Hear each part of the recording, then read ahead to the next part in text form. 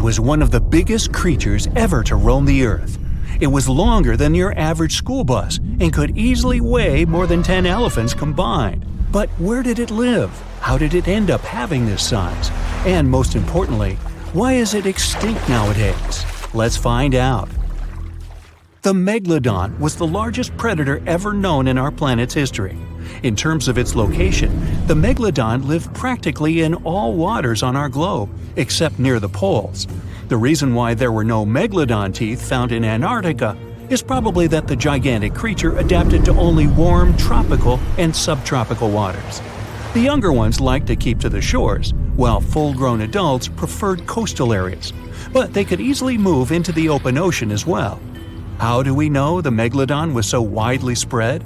We can only presume, based on the fact that they discovered the most northern fossils off the coast of Denmark and the most southern in New Zealand. The discussion of how the Megalodon got this size is still open in the scientific community. They recently found out that not all the specimens from this fascinating species reach the same huge size. This has to do with a little something called the Bergmann's rule, which says that the temperature of the surrounding environment affects the animal's body size because they either need to conserve or shed heat. The megalodons that reach cooler waters probably needed more body weight to make sure they survived in low temperatures. On the contrary, those living in warmer waters had to be smaller to avoid burning up. But what did this enormous fish look like?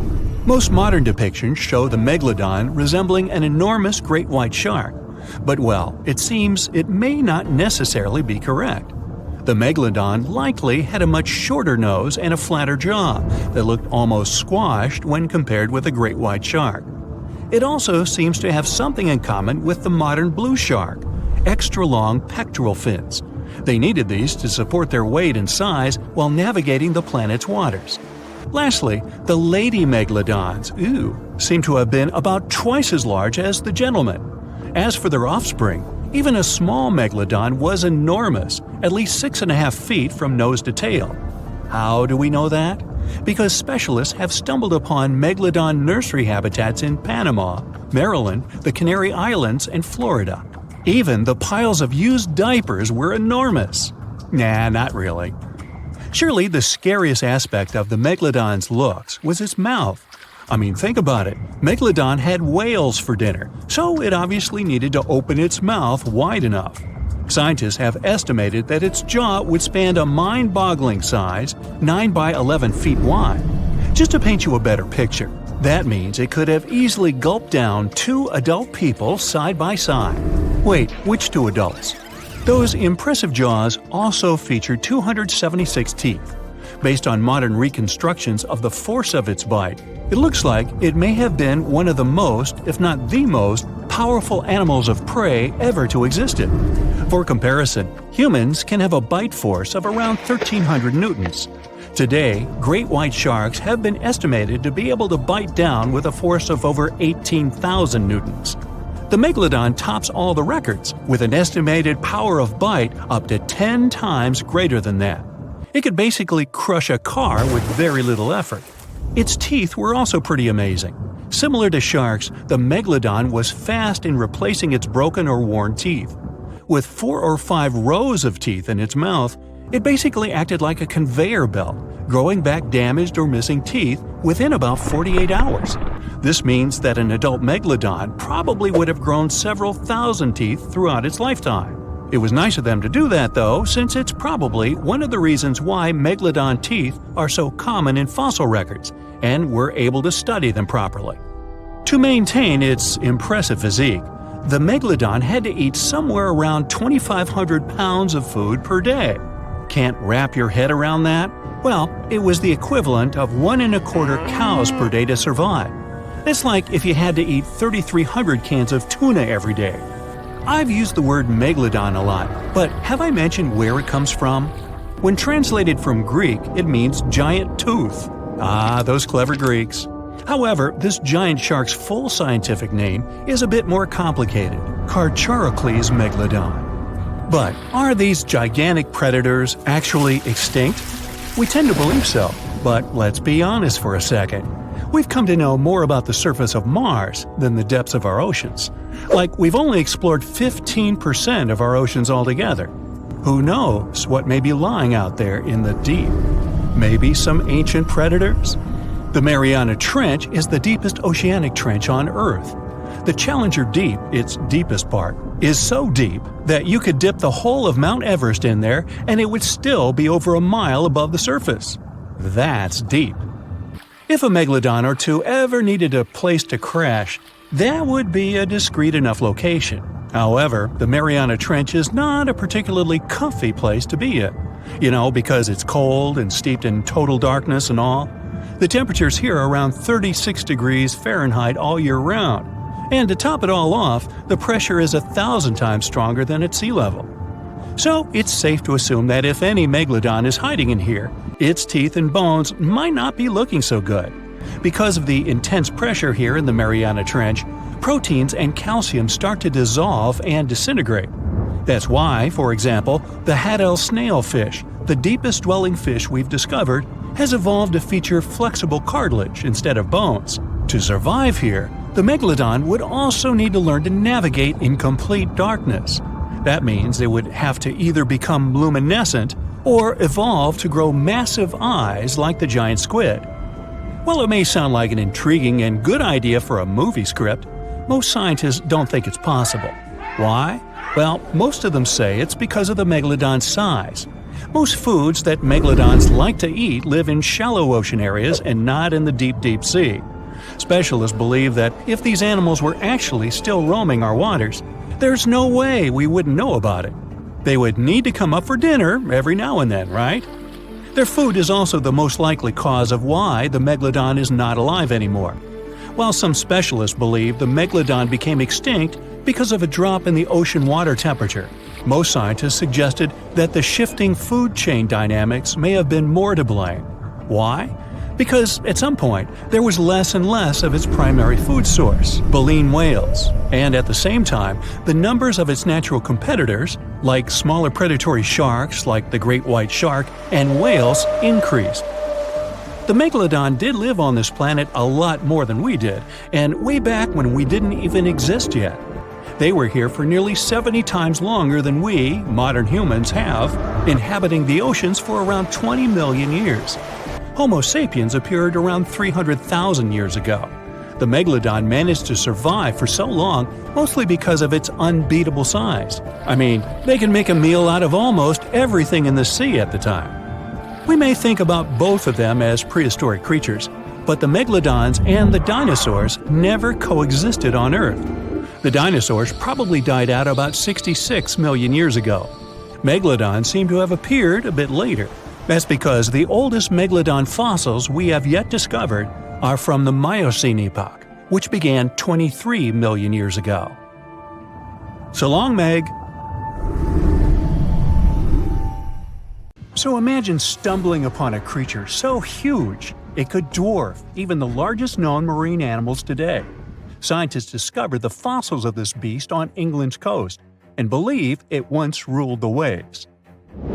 The new species was named Ichthyotitan severnensis, but thankfully for me, scientists nicknamed it the Little Stock Monster.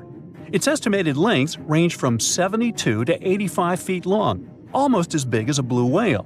Megalodon can't even compare to this. It was only about 60 feet long. And what's crazy is that this fossil we found wasn't even an adult, so who knows what their actual size was. The first piece of the Little Stock Monster was discovered in 2016 in the Westbury Formation. Researchers found a 3-foot-long jaw part that belonged to an unknown species. For years, this single fragment had been driving them crazy because they had no idea what that animal was. Then, in 2020, a miracle happened, of sorts. A father with his 11-year-old daughter found the second piece of fossil on a beach. This discovery led to more findings. Finally, in 2022, the last piece of the literal jaw puzzle was found, buried along the Somerset coast. This leviathan belonged to the Shastasaurid family. Both the Little Stock Monster and other Shastasaurids had one ancestor, so all the species in this family are super similar to each other. For example, All of them were the largest marine reptiles ever to exist. Although our little stock monster is much larger, most shastosaurids could grow up to only 69 feet long, and it's possible that the little stock monster, when fully grown, would reach up to 100 feet or even more. Both of their bodies were just perfect for cruising the ancient seas. These marine titans were elegant and slender, with an elongated snout. Other marine animals at the time were smaller and looked more like dolphins. Shastosaurids had long paddle-like limbs adapted for efficient swimming. Their skulls show large eye sockets, which means they had excellent vision. If you were in the ocean, no matter what time it was or where you were hiding, they could spot you.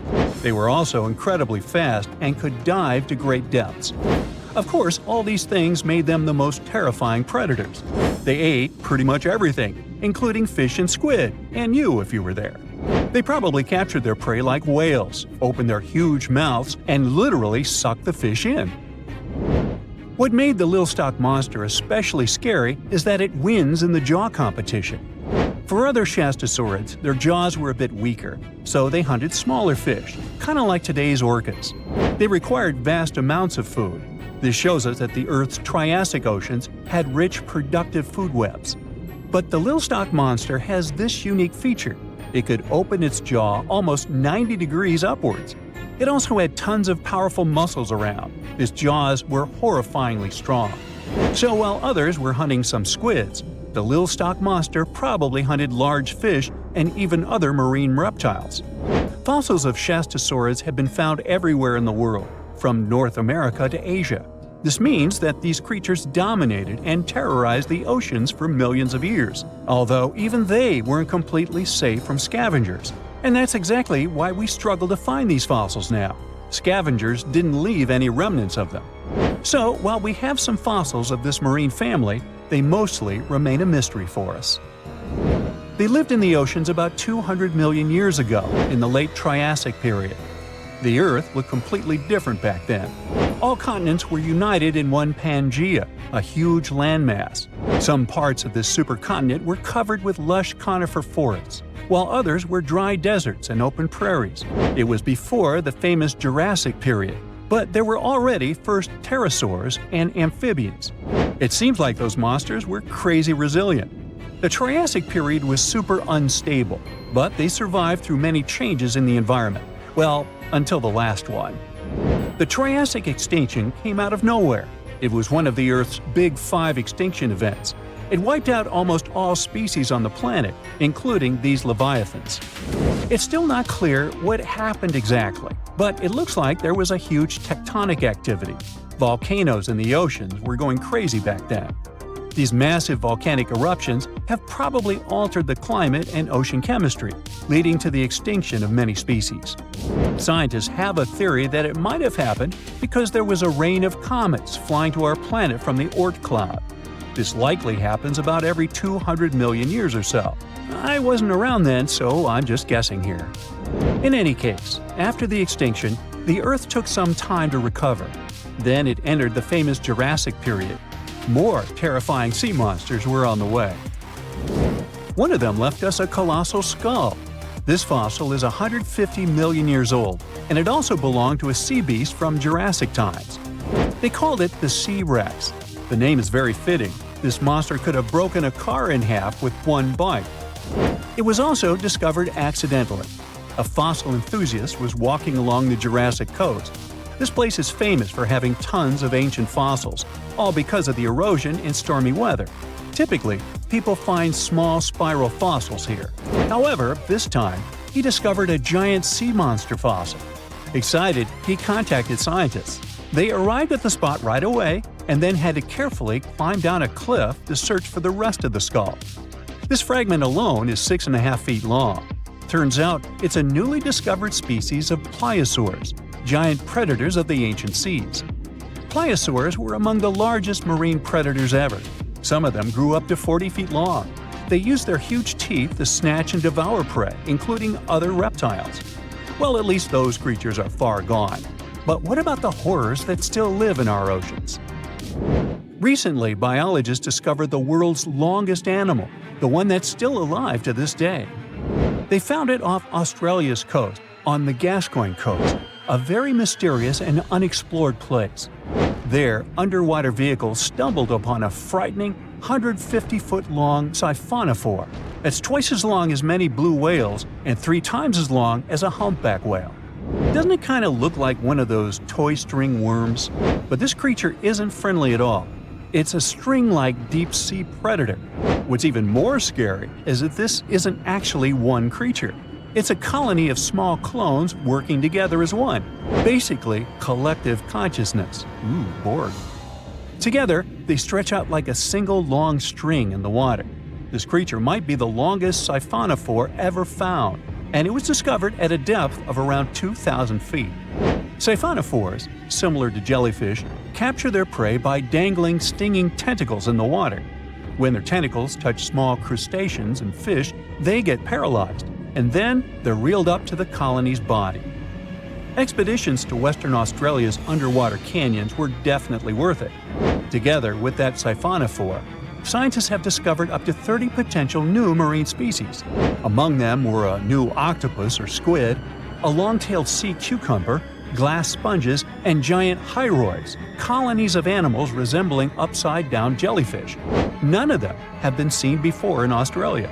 But most of them weren't as scary as the one that was recently discovered in the Gulf of Mexico. This creature is straight out of a sci-fi thriller, a 26-foot-long mangapinna squid or bigfin squid. It was discovered near an offshore oil rig at a depth of more than 7,800 feet.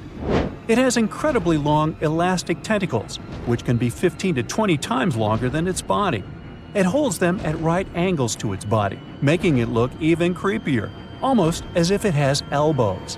And yes, it's another deep-sea predator. These 10 tentacles probably help the squid trap their prey and drag it onto the seafloor.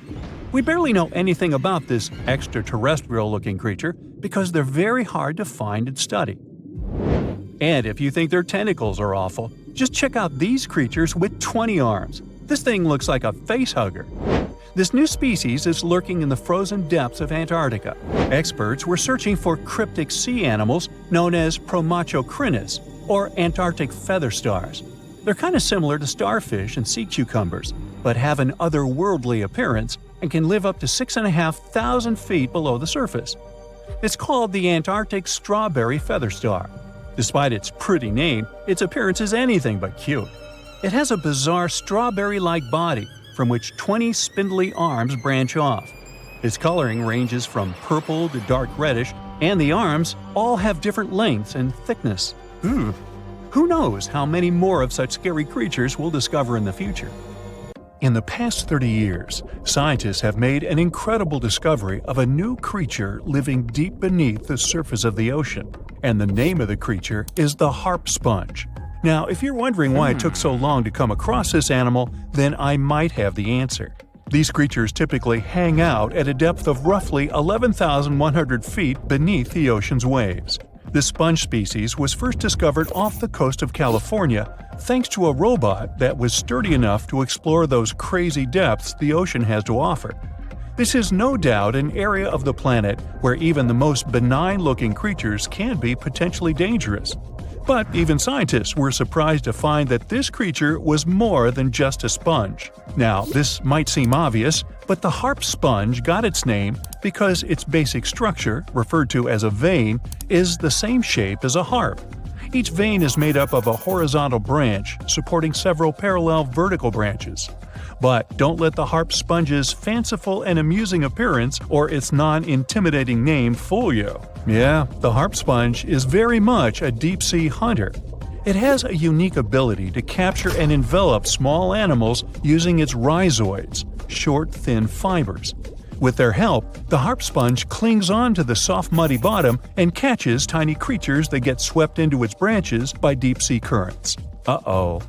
Other sponge creatures often feed by pulling bacteria and bits of organic matter from the seawater and filtering them through their bodies. But not our harp sponge.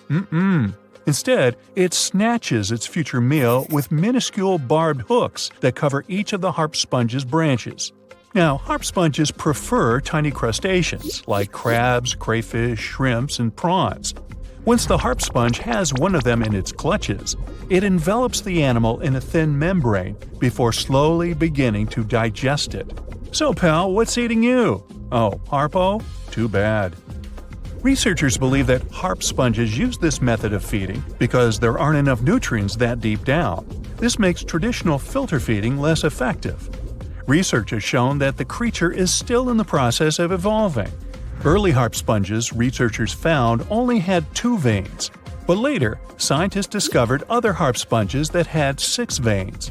The harp sponge might have evolved this elaborate candle holder-like structure to increase its surface area. In general, harp sponges typically grow up to a length of 1 foot, but researchers have seen a creature that was 2 feet in length. The harp sponge is not only very unusual, but also beautiful to look at. See those tiny white balls on top of the branches? Now, why don't we look at some other creatures that live below the photic zone of Earth's oceans? The photic zone means the area beneath the ocean's surface that still receives some sunlight. Thanks to this, there are loads of different creatures and organisms living there. Any animal living beyond this layer qualifies as a deep-sea creature. The Tomopterus worm is a segmented worm you can find in the twilight zone of the ocean. This is the area that lies between 650 and 3,300 feet beneath the surface. These creatures are often no more than 1 inch long, but the largest of them can grow up to 1 foot. While swimming around and feeding, these worms do what researchers describe as an amazing smooth dance. That's because the creatures can swim extremely quickly and maneuver at tight angles with ease. Now, I know most people hear the word worm and think of the common earthworm, so it's quite interesting to know there's a deep-sea worm out there that never leaves the water during its entire life. Similarly, most of us try to avoid jellyfish that either rest on the sand or sit on top of the ocean waves. This isn't the case with a chrysota jelly. That's a deep-sea creature too. This beautiful jellyfish is mostly ruby red, bright orange, or electric purple. That's what helped researchers realize they had found a new species of jellyfish. The creature grows to a maximum size of 1 inch across. It has tentacles that stretch out in every direction. Now, if you come close to this jellyfish, it'll pull all these tentacles in toward its body before rapidly swimming away to avoid danger. Yes, you are dangerous. The chrysota jelly is extremely rare. You won't see it very often. You might need to borrow that deep-sea diving robot I mentioned earlier. While worms and jellyfish might seem quite harmless, this isn't the case with the Pacific viperfish. Ooh. This creature is equipped with a noticeably big mouth, like me, and the needle-like teeth inside are key to its hunting strategy. Pacific viperfish live at around 5,000 feet below the ocean surface, but they're among those numerous marine animals that migrate each night from the ocean depths toward shallower waters to dine. What's on the menu for dinner tonight? Lots of small fish and shrimp. The creature can grow up to 12 inches in length. Its 2 front fangs, which stick up from the fish's bottom jaw past its own eyes, are especially dramatic. When the fish unhinges its jaw, its mouth can open wide enough to engulf smaller animals, and the teeth form a cage to prevent an escape. Now, have you ever seen an underwater creature that looks like a strawberry? Trust me, it does exist. Just look at these dots on the strawberry squid. The creature has a big eye and a smaller one. You might think this unconventional pairing would be awkward and uncomfortable, but it's actually the opposite. The big left eye looks upward. It spots shadows cast by other animals in the dimly lit waters above. The eye's tubular shape helps it collect as much light as possible. On the other side of the squid's head, you can see its right eye. It's small and looks downward. This eye searches for flashes of bioluminescence produced by animals lurking in the darker waters below. Now, bioluminescence means the production and emission of light by living organisms. By the way, the squid has a nickname. And no, it's not Squiggy, although that's a great one. It's known as the cockeyed squid. This is simply due to the remarkable difference in size between its 2 eyes. I think I like Squiggy better. And so it goes. Since light doesn't reach the deep sea, the strawberry squid's body actually looks black. This helps the creature hide from enemies, such as sharks and dolphins. In general, the strawberry squid grows to a length of 5 inches. It typically lives around 3,000 feet below the surface, but floats to shallower waters at night. Now, the feather star is a marine creature without a backbone, but with feather-like arms that radiate from the center of its body. These creatures first appeared around 200 million years ago. Related to sea stars, they look like a flower, but if you approach them, they'll quickly swim away. But not all feather stars can swim. Many species can only crawl along the bottom of the seafloor. Like some of the other deep-sea creatures we've looked at, the feather star can adapt to its surroundings. It has a creepy ability to shed its arms, the same way some lizards can shed their tails. This also helps them escape from their enemies. Feather stars live all across the globe, from the equator to the poles, from the shallow waters on top of reefs to the deep, deep sea. Now, given that we're dealing with mysterious creatures, the name of this one is quite fitting. The swift vampire squid should be the official symbol of life in the deep sea. The animal has a dark red body, huge blue eyes, and a cloak-like web that stretches between its 8 arms. This, along with its name, may suggest that the creature is some form of a terrifying hunter. In reality, though, the vampire squid is a soft-bodied, timid creature, about the size, shape, and color of a football. It grows to roughly 12 inches in length and lives 3,000 feet below the waves. There's almost no oxygen there, but also relatively few predators. Whew, I think I'll need to decompress from this one. Some sharks have an eerie ability to spit out their stomach and then pull it back into place. Well, that would be handy. Most sharks eat huge amounts of food, but the problem is they can't digest everything they've gulped down.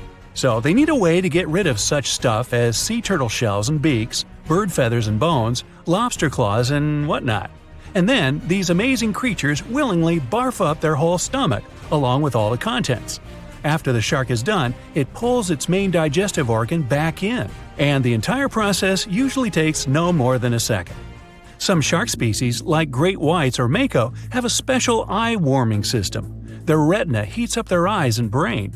This not only helps them detect movement better, but also improves resolution. As for the mako shark, this species often travels vertically across different temperatures.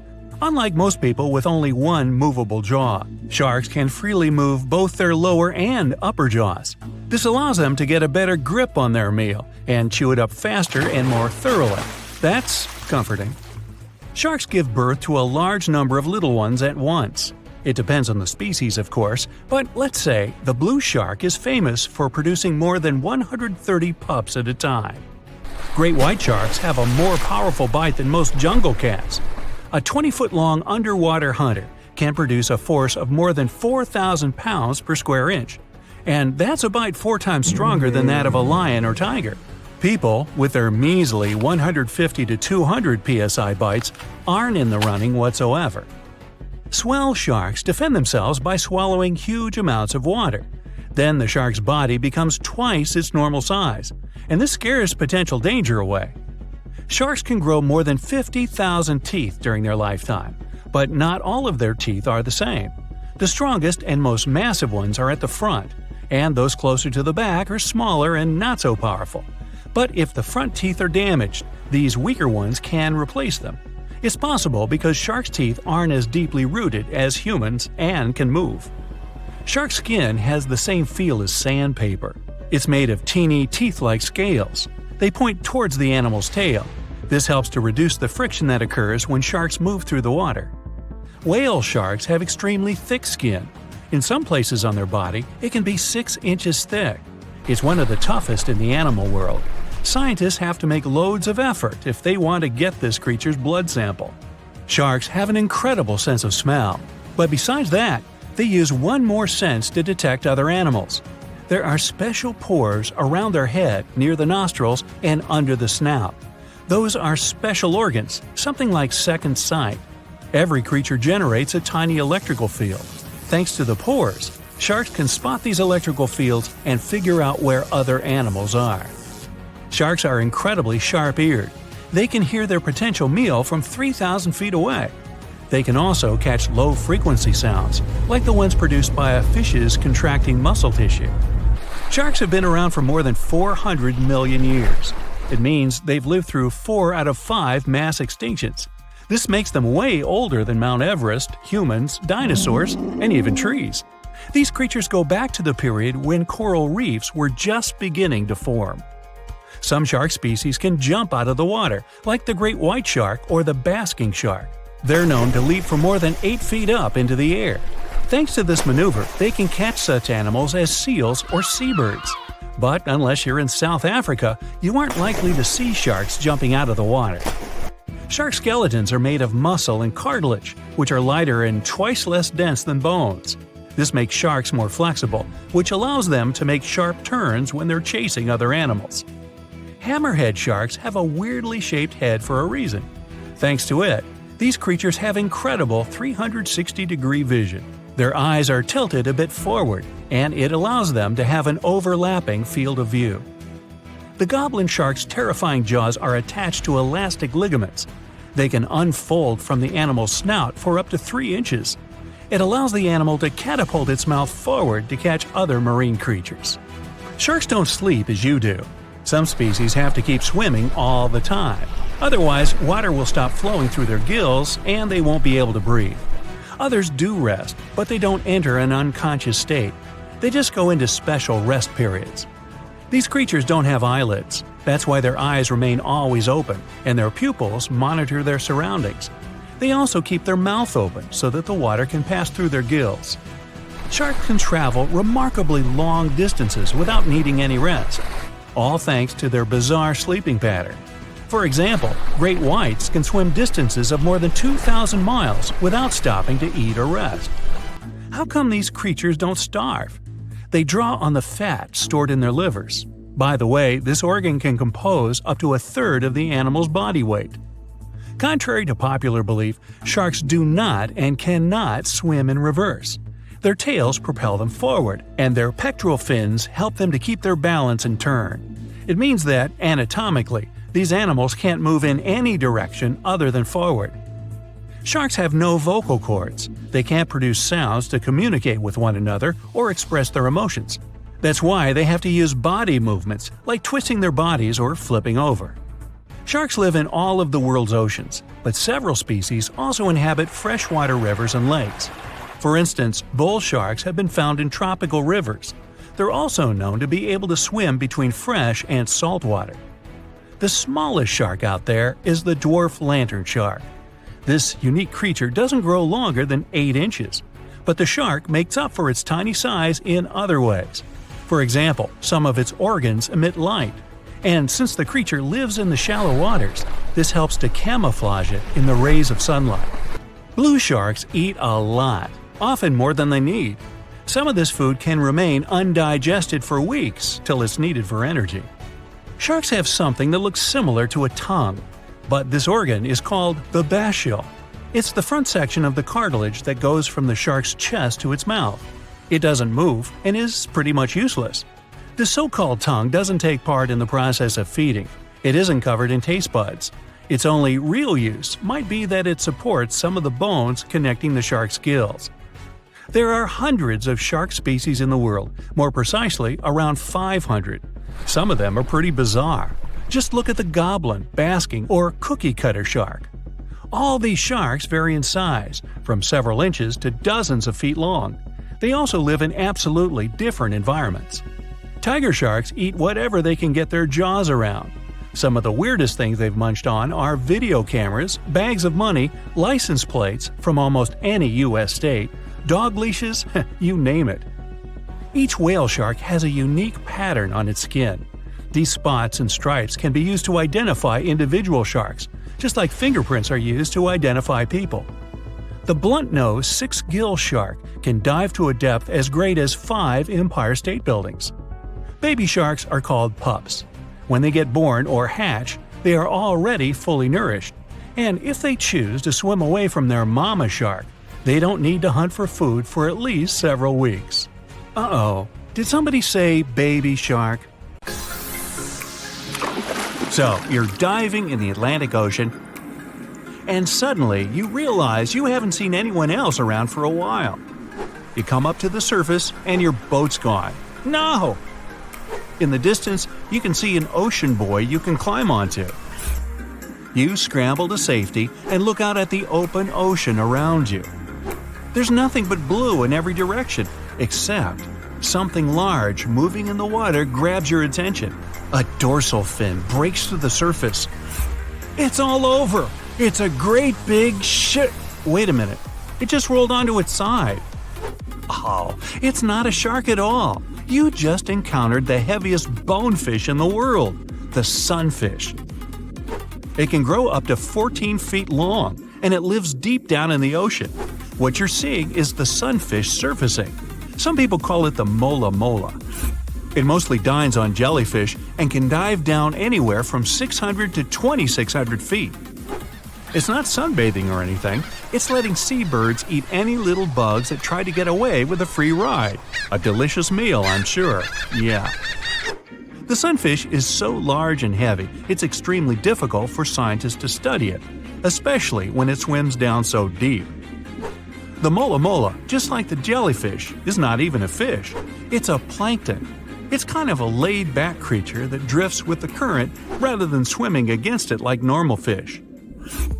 The sheep's head fish lives around the Gulf of Mexico and off the West Atlantic. It lives quite far down from the surface, and I hope it stays down there. Its teeth help snag its favorite food, shellfish. While it may look scary at first, the sheep's head fish is a regular at fish markets and some restaurants if you're game to try it. I know I wouldn't eat anything with teeth that looked like mine. The world's most misunderstood fish also happens to look like the saddest. The blobfish lives deep down off the coasts of Australia and New Zealand.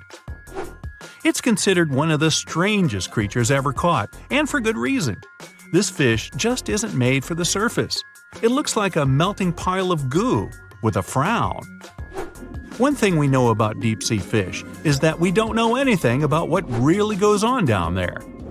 So, you make it to dry land and you hear a deep grumbling sound coming from the muddy sand nearby. Some strange eel-like animals are moving around. They might be cute, but picking one up might be a big mistake. They might mistake your finger for a nice mid-afternoon snack.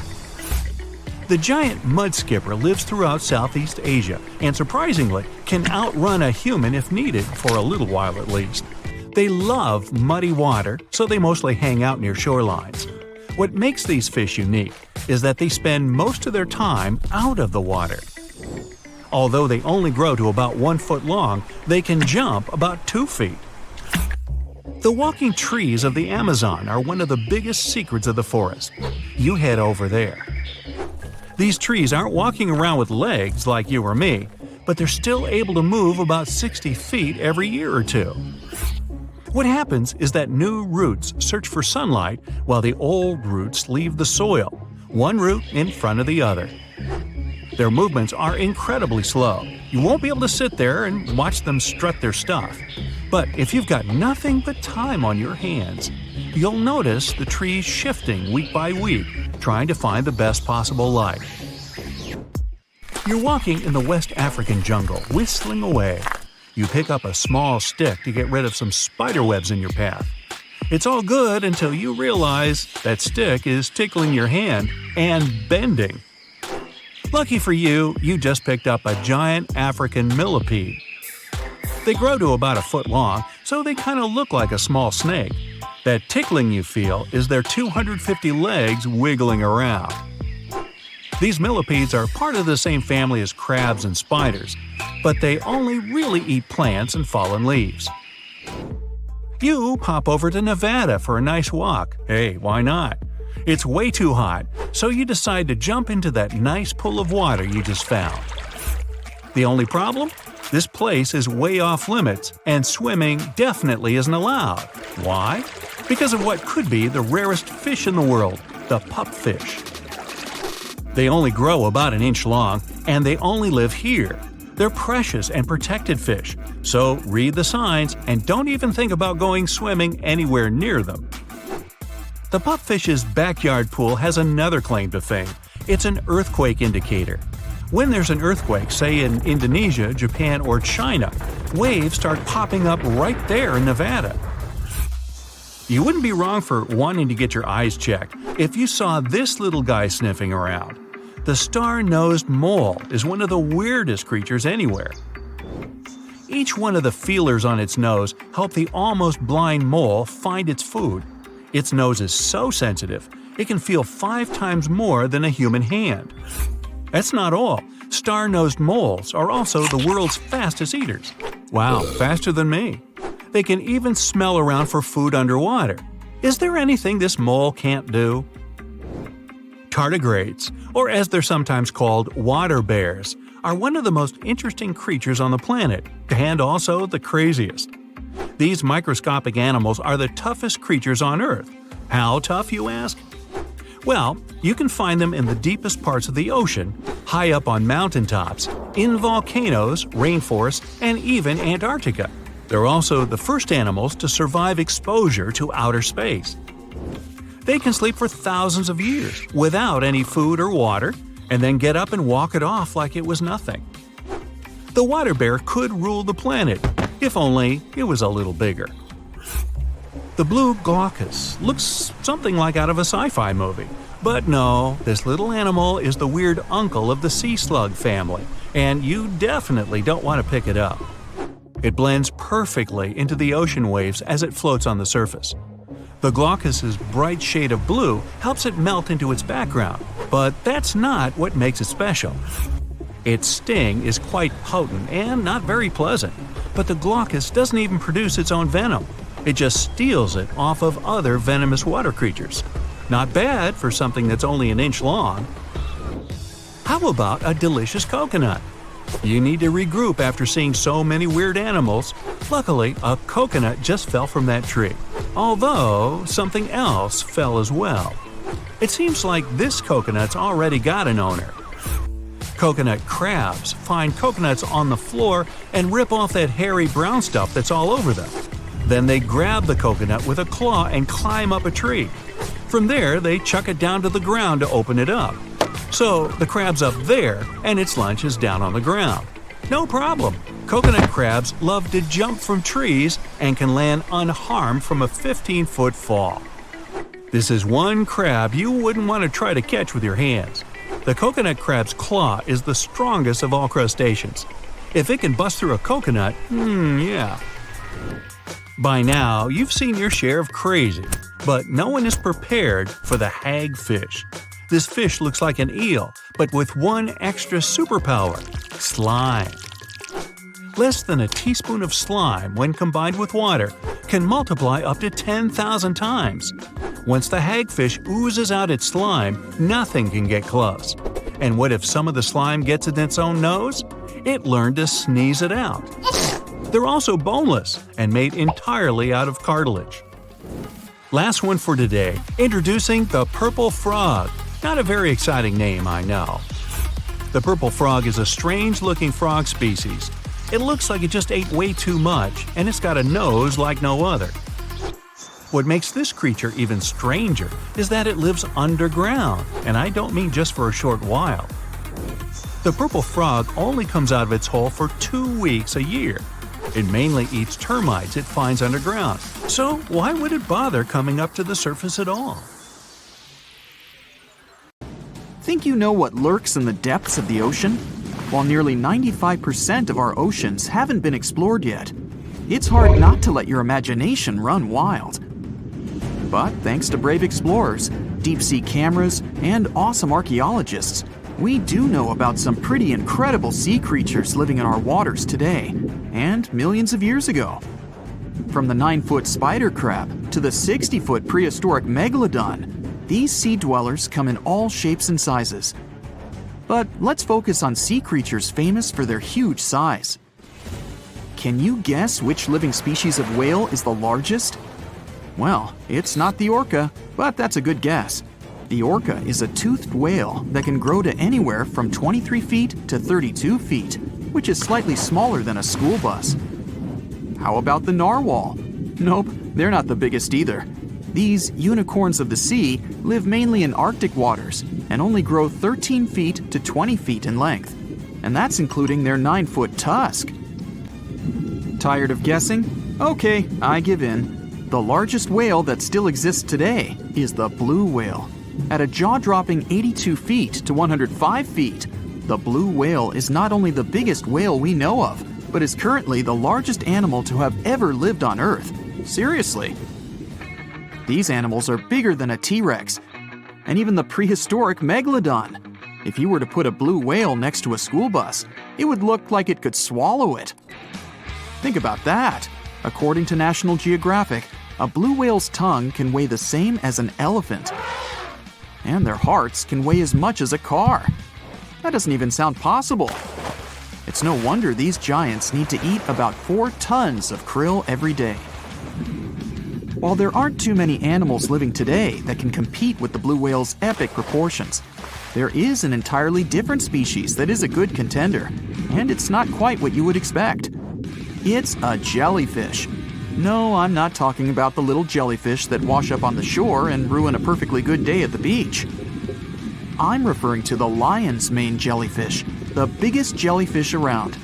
This invertebrate can grow up to 120 feet long.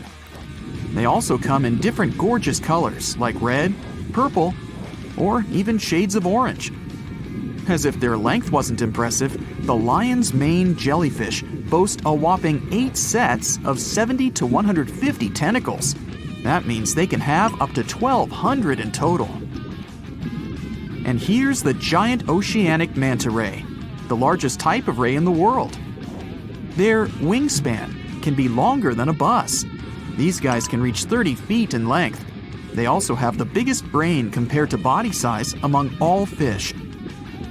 Unlike their stingray cousins, mantas don't have venomous tails. And while the lion's mane jellyfish and the blue whale are yet to be beaten for the longest sea creature, there is one marine creature that can grow even larger in length. The Portuguese Physalia physalis, tentacles and all, can reach a length of 165 feet long, and that's according to mentalfloss.com. While this thing may look a lot like a jellyfish, it's actually known as a siphonophore, and there are hundreds and sometimes thousands of them that are genetically identical. Their long tentacles help the organism catch prey, and its sting is fatal to most animals, even humans in some cases. What's even creepier is that if one of the tentacles comes off the organism for whatever reason, it can float around the water for days before decomposing. Even if it's detached, this tentacle can still sting you. But don't go running out of the ocean just yet. Your chances of being hurt by a Portuguese Physalia physalis sting are pretty slim. However, if you do get stung, the side effects aren't pretty, with welts, stomach cramps, an elevated heart rate, and an upset stomach. While you don't want to go anywhere near these long creatures, they sure are pretty to look at. Check out all those colors. The Shastasaurus is the biggest marine reptile that has ever existed. These predators lived during the late Triassic period, about 210 million years ago. These amazing giants could reach lengths of up to 69 feet and weighed more than 75 tons. This made the Shastasaurus as heavy as a blue whale. And if you could stand this creature up vertically, it'd be as tall as a 7-story building. Despite appearances, the Shastasaurus was actually pretty slim for its size. Its ribcage was only 6 feet across. You'd think that this big guy was chowing down on other dinosaurs, but that's not the case at all. This reptile survived on a diet that consisted of small fish and cephalopods, like octopuses and squids. The Albertonectes is a bright representative of the plesiosaur family, meaning that this marine reptile had a small head on an incredibly long neck and large flipper-like limbs that helped it move through the water. These creatures occupied the seas around North America 76 to 70 million years ago. The length of this sea monster could reach 38 feet, with its neck taking up 23 feet of that length. Its neck was a true record breaker. It had a whopping 76 bones in it. No other animal known to humankind has had so many vertebrae in its neck. Scientists aren't sure why they needed such a lengthy neck. They might have used it to collect shellfish off the seabed, or perhaps it helped them capture their main prey, fish and squids. This aquatic reptile also had gastroliths in its stomachs. Some of them were as big as 5.5 inches in diameter. The Tylosaurus belonged to the mosasaur family. It dominated the shallow seas of North America about 85 to 80 million years ago. This was an enormous predator, with the biggest representatives reaching 45 feet in length. It had a narrow hydrodynamic body with a blunt, powerful head that the animal used to ram and stun its prey. Its body was equipped with agile flippers and a long tail decorated with a maneuverable fin. The Tylosaurus was a carnivore, and its diet included not only fish, turtles, and small sharks, but also other mosasaurs, plesiosaurs, and flightless birds. Meet Ophthalmosaurus. This prehistoric reptile thrived during the late Jurassic period and lived in oceans all over the world. Ophthalmosaurus weighed somewhere around 6,000 pounds and grew to approximately 16 feet long, according to newdinosaurs.com. That's about the same length as the beluga whale that exists today. It's too bad these guys went extinct before we had a chance to see them ourselves, as their cartoonish wide eyes and dolphin-like features are pretty darn cute. Of course, the Ophthalmosaurus evolved over time to become ophthalmologists, or eye doctors that we know today. No, that's just a lie. Just testing you. The Mosasaurus is a truly gigantic predator that dominated the seas all over the world about 66 million years ago. According to fossil evidence, some specimens could be more than 50 feet in length. This fact makes the Mosasaurus the biggest marine carnivore of its time. One of the most terrifying things about this creature was its crocodile-like head, decorated with literally hundreds of razor-sharp teeth, neatly organized in 2 rows on both jaws. The thing is that it was pretty challenging for the Mosasaurus to grab its prey in the water. That's why it had all these teeth, plus something special: pterygoid teeth anchored to the bones on the roof of its mouth. This made hunting and holding onto its prey much easier. The Styxosaurus belonged to the plesiosaur family and lived during the late Cretaceous period, around 85 to 70 million years ago. Upon first glance at this dinosaur, you might mistake it for a sea snake, and it'd be an honest mistake. Styxosauruses were about 35 feet in length, but over 16 feet of that consisted just of their long snake-like neck. They had a comparatively small body and weighed approximately 4 tons. Their mouths were full of razor-sharp cone-shaped teeth that they used to catch fish. They didn't need to chew their prey, thanks to the 200 small stones called gastroliths in their bellies that probably aided in digestion. At the same time, some scientists believe that the Styxosaurus used these stones to sink to the ocean bottom in search of particular types of fish. Looks kind of like Nessie to me. Imagine descending to the depth of the ocean. It's getting darker and darker. And suddenly, you see something shocking. The remains of a mysterious creature. You've never seen anything like that before. It actually happened in 2017. An oil and gas industry worker filmed a video and sent it to researcher Deborah Hatswell. Ultimately, the video ended up on the internet.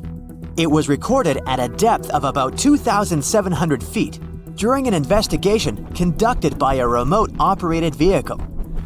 At one point during the examination, the submarine came across the remains measuring almost 98 feet in length. The operator of the submarine was startled by the unexpected discovery. He tried to use the submarine's remote-controlled claws to get a hold of a piece of the skeleton. But once the claws touched the remains, they immediately crumbled into dust. Some people are sure that the skeleton must have belonged to a whale, but Hatswell has her own idea. She claims that since the video was taken by a professional, he should know what whale bones look like. Those who work underwater occasionally come across such remains. She also adds that a whale's spine has 3 blades spaced 120 degrees apart, but the discovered creature had only 2. Plus, the dimensions of the remains don't fit any sea life in that region. So, is it a representative of some previously unknown giant marine species or just a regular whale? It remains unclear. According to scientists, there are several reasons why marine animals can grow incredibly massive. First of all, they live in the ocean, which means their playground is big enough. They aren't limited by any borders and thus can grow and develop. Besides, you might remember how weightless you feel when floating in the water. Marine giants experience the same. Unfortunately, unlike you, they can't rely on its skeleton. I mean, their bodies wouldn't be strong enough to support such a huge body on dry land. But in the ocean, the buoyancy of the water helps them stay afloat. That's why they can grow as massive as they want. The largest living animal on Earth is the blue whale. The average grown-up animal reaches up to 98 feet in length and weighs like 33 elephants. The blue whale's heart can be compared to a small golf cart, and the volume of this magnificent creature is almost the same as the volume of 7 fuel trucks. And if you think that at birth, blue whales are just as huge, you're absolutely right. When a baby whale gets born, it's already bigger than a hippo. At a length of almost 25 feet, this kid sometimes weighs more than an elephant, about 3 tons. A little whale drinks 50 gallons of mom's milk every day. As a result, it gains about 200 pounds of weight every day. But this is nothing in comparison to how much adult blue whales eat. They devour 4 tons of food a day. That's approximately 40 million krill. These tiny shrimp-like creatures are the main food source for blue whales. Now, how about we talk about other giant and unusual animals? These days, the capybara is considered to be the largest rodent in the world. It can grow up to 130 pounds. But around 3 million years ago, there was another rodent that was way larger than the capybara. It weighed a whopping 2,600 pounds. Let's call this creature J. monesi, since its full name is too tricky to pronounce. They lived in the forest areas of modern-day Uruguay. These animals had big front teeth. Scientists think they could use them in the same way elephants use their tusks, for getting food and defending themselves from predators. As for the animal's molars, they were small and too weak to chew tough food. At the same time, the J. monesi had a strong bite, 3 times more powerful than that of a tiger. More than 30 million years ago, a hornless rhino was roaming Earth. This giant weighed more than 4 grown-up modern elephants, about 30 tons. Even though it reached a height of 18 feet, the animal had a small skull. But its long limbs allowed it to eat branches and leaves off pretty tall trees. Even without the horns modern-day rhinos can boast, their prehistoric relatives had something unusual. It was teeth. Out of 2 pairs of incisors, the lower one pointed forward and the upper one leaned downward. Experts think this could help the creature hold branches in its mouth more steadily while eating them. This prehistoric rhino is still the largest known land mammal to ever exist. The Argentinosaurus is considered to be one of the largest dinosaurs to have ever roamed the surface of the planet. This creature was discovered in 1987 in Argentina, hence the name. The length of this colossal herbivore that lived around 90 to 100 million years ago could be as long as 3 school buses. These dinos were pretty slow. Their top speed was around 5 miles per hour, which is the speed of a very slow taxiing Boeing 747. But no wonder they didn't rush. Imagine carrying such a huge weight every day. Scientists haven't figured out yet how these enormous animals held their necks vertically or horizontally. The problem is that in a vertical position, the Argentinosaurus's heart would have experienced enormous pressure. After all, it would have had to pump an impressive amount of blood, 40 feet into the air, and repeat it 60 times every minute.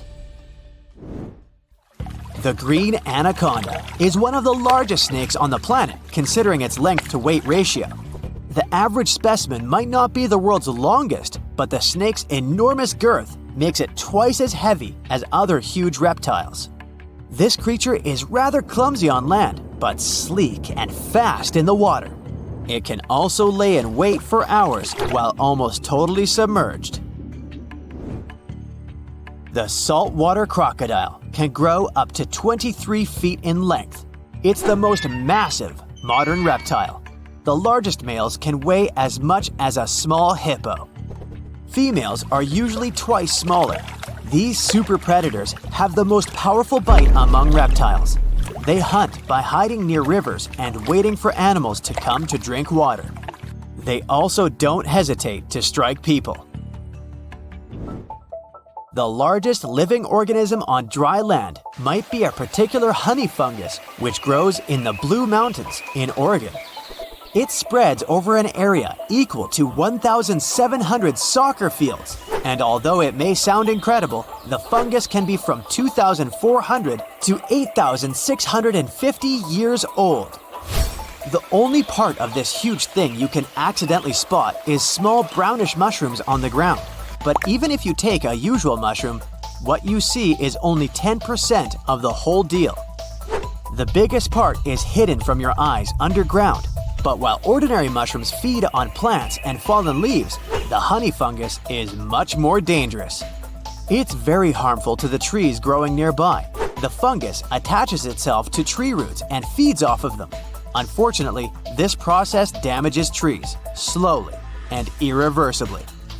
And if you have doubts about whether this fungus colony can be considered an individual organism, don't worry, it passes the test. It perfectly fits the definition because the fungus consists of genetically identical cells which communicate, coordinate themselves, and share a common purpose. According to rough estimates, the weight of the Oregonian humongous fungus may reach 441 tons. That's much heavier than the blue whale. But even if some animal isn't the largest in the world, it doesn't mean it can't surprise you. For example, a 1-inch long subtropical shrimp disorients its prey with a sonic boom. As loud as a sonic boom once produced by the supersonic plane Concorde. This sound stuns the prey, and the shrimp can catch it without too much effort. There are plenty of fish in the sea. Some of them look totally like Nemo or Dory. Then there's the butterfly fish and fancy guppy, which is indeed really fancy. And then there's... What on earth is that? I would definitely not pay for a diving experience to see this guy. The anglerfish has the unofficial title of the ugliest animal in the world, but I wouldn't dare to break that news to it. There are more than 200 species of anglerfish currently swimming somewhere in the gloomy depths of the Atlantic and Antarctic Oceans, up to a mile below the surface. Some of them prefer different living conditions, the shallow tropical environments. Different kinds of anglerfish vary in shape and size, from the famous black sea devil to frogfish, monkfish, footballfish, goosefish, batfish, and sea toad. The larger ones can be half as long as a full-sized bed, but most are less than a foot long. Since the choice of meals where these guys live isn't that huge, they had to come up with a unique hunting strategy. They don't waste their priceless life energy on following prospective prey. Instead, they use a piece of dorsal spine that sticks above their mouths like a fishing pole, hence the name of the fish. There's a sac of bioluminescent bacteria that glows brightly in the dark at the end of that rod. The light lures prey, and all the anglerfish has to do is wait, and then enjoy its lunch delivered right to its mouth. Their bodies are pliable and huge, so they can easily swallow prey twice their size. Deep-sea anglerfish eat whatever they can find. Species that live in more shallow water aren't picky either, and can eat anything from shrimp to snails and small fish. Only female anglerfish have the cool fishing rod feature though. So what about their males? Finding a soulmate deep under the sea isn't that easy. I mean, literally, there's no light down there. Plus, there are frigid temperatures and low oxygen levels. Anglerfish can't afford to go on many dates in those conditions, so they mate for life. And before you go "aw" about it, I have to tell you, they do it in quite a special way. Male anglerfish are much smaller than their ladies. The contrast is so striking that when researchers first got interested in their love life, they thought those males were actually the offspring, or larvae, hanging out next to their moms. Certain anglerfish male species have receptors that alert them that there's a female nearby. After they mate, the male bites into his woman and stays attached to her head, belly, near her tail, and other areas he can access. While they morph together forever, the female fish gets the male's cells, DNA, and reproductive organs, but loses her immune response cells. The male gets free permanent housing and nutrition. Given the current real estate prices, it sounds like a dream. But that accommodation is shared by up to 8 males, and they can't move out if they ever feel like it. You're unlikely to meet this deep-sea fish in real life, but if you meet an anglerfish in your favorite video game, remember that you can easily outswim it and make it kinder to you with tranquilizing arrows. Once you befriend it, the anglerfish can be your scout and help you discover new areas with its bioluminescent pods. Back in the real world, down in the twilight zone of the ocean, about 650 to 3,300 feet down, the anglerfish isn't the only creature you're lucky you'll probably never meet. Many of the locals look like they come straight out of science fiction or horror movies, but that's because they had to adapt to this dark, deep world. I did my best to get you prepared for the creatures you're going to meet, starting with the common fangtooth. They spend most of their lives deep down, but at night, they move toward the surface to snack. These guys are more active than most other deep-sea dwellers. They don't wait for food to come their way, but actually follow it, and then get it with their long, hungry teeth. They don't have a built-in light bulb like the anglerfish, so they've developed a great sense of smell and use as much sunlight as they can get there in the depth to get around. Sometimes, even the shadow of a passing by prospective prey is enough for them to switch to action mode. And though they don't look too charming, they're completely harmless to humans if you ever run into one of these guys. Stoplight Loosejaw sounds like a great name for an alternative band, but it's actually another deep-sea resident with sneaky hunting habits. It has special light-producing photophores under each eye. They emit green and red light like a stoplight, hence the name of the fish. Unlike other fish, these guys hardly ever leave the twilight and midnight zones. Their lower jaw is a quarter of the total body length, and the stoplight keeps it open all the time, hoping to get some lunch. It looks like a ferocious predator, but mostly prefers zooplankton with an occasional dessert of shrimp, krill, and fish. I'm sure you didn't expect to meet a hybrid of an eel and a bird, but here it is! The slender snipe eel has a beak, much like that of a bird, with curving tips. The beak is equipped with tiny hooked teeth that the eels use to catch the antennae of delicious shrimp. And it sure is slender, stretching up to 5 feet and weighing only a few ounces. Scientists don't know all of this guy's secrets, since it's pretty tricky to study in their natural habitat. But it looks like they only produce offspring once in a lifetime, and then pass away. Glass squids like to take it easy in life and literally go with the flow. They're filled with a solution which is lighter than water, so they don't have to make any effort to move around the deep sea looking for food and partners. These creatures are transparent, so they blend into any landscape and don't even cast a shadow while moving. Talk about a great survival tactic. If danger finds it anyway, it can transform into a lumpy ball, pushing its head and tentacles into its mantle cavity. It can also release ink into the mantle and go from transparent to black. The same ink can protect it against hungry whales and seabirds. Another tactic they use to scare off predators is to activate their light-emitting organs around their eyes. I'm getting hungry. Maybe I can snack on this sea cucumber. Ouch, it's moving! So I guess it doesn't belong in a salad after all. These soft-bodied fellows live in all parts of the ocean, from shallow waters to the deep underwater world. Most of them slowly move around with their tiny feet, but some crawl around by flexing their bodies. Sea cucumbers can shed their internal organs when there's a predator approaching. Those sticky organs distract the intruder, and the happy cucumber moves on and just grows the organs back. What's that glistening in the distance? Looks like someone dropped gems in the water. That's a sea sapphire, also known as the most beautiful animal you've never seen. Some males of this type of copepod can change color from deep blue to purple, red, or gold. 1 second later, it's gone. And it's back, shimmering bright. The secret to this magic is that their bodies are transparent and reflect light differently at certain angles. It looks like it's their way of communicating between each other and attracting mates. Female sea sapphires don't have the same superpower, but their eyes are bigger compared to males, probably to spot them from a distance. Males roam wild and free, and their ladies stay in the crystal palaces of strange barrel-shaped jellies called salps. Many terrifying animals live deep beyond the waves, like this vampire squid living 3,000 feet below the surface in almost complete darkness. This animal has a cloak, like a vampire's. That's why it's called the vampire squid. Deep down at the bottom, it can't use ink to defend itself. So this animal has developed an unusual tactic.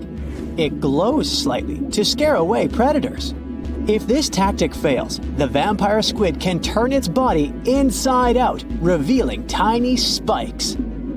When you translate its scientific name, Vampiroteuthis infernalis, it literally means vampire squid from the nether.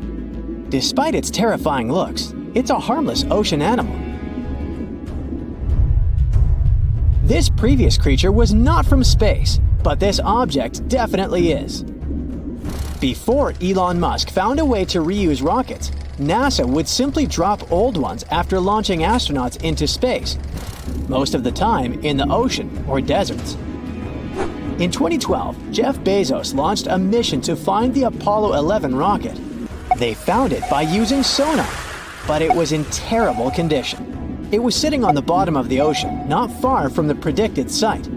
They were able to rescue the engine and reconstruct 2 of them. The most famous lost city is Atlantis, but sadly, we still haven't discovered it. However, Heraklion was also just a myth until one British pilot saw something that looked like a city while flying over the Mediterranean Sea. He reported it, and 60 years later, a group of divers went there. They were shocked when they found an entire city underwater. It was loaded with artifacts that could tell us a lot about the history of the place. Now it's one of the best underwater archaeological sites in the world. It's believed that the rising sea caused the whole city to go underwater. The Titanic sank in 1912. The wreck was claimed to be officially discovered 74 years later. In reality, though, a fisherman found the Titanic 8 years earlier while fishing in the Atlantic Ocean.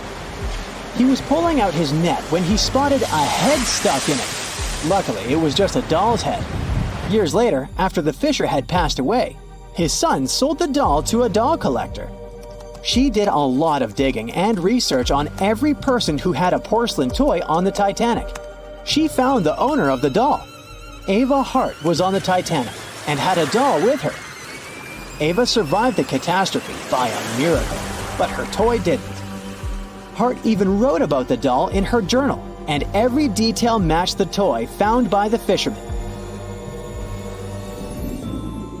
The tripod fish lives deep in the abyssal zone, around 20,000 feet below the surface. It's adapted to such immense depths and uses its tripod fins to stay still on the bottom. This creature doesn't have big eyes, but even if it did, these eyes would be useless in the darkness. Instead, the tripod fish uses its fins like antennas to detect any movement in the water. This creature doesn't have much luck when it comes to its love life, so it had to develop unique tactics to reproduce. One fish can be both male and female. The next bizarre creature is the lizardfish. It has tons of razor-sharp teeth, a huge mouth, and really big eyes, which it uses for hunting. All this makes the animal look freaky. The lizardfish lives at depths of around 11,000 feet in the midnight zone, where there is zero light. This freak of nature basically eats everything it can fit inside its mouth, from small fish to other lizardfish.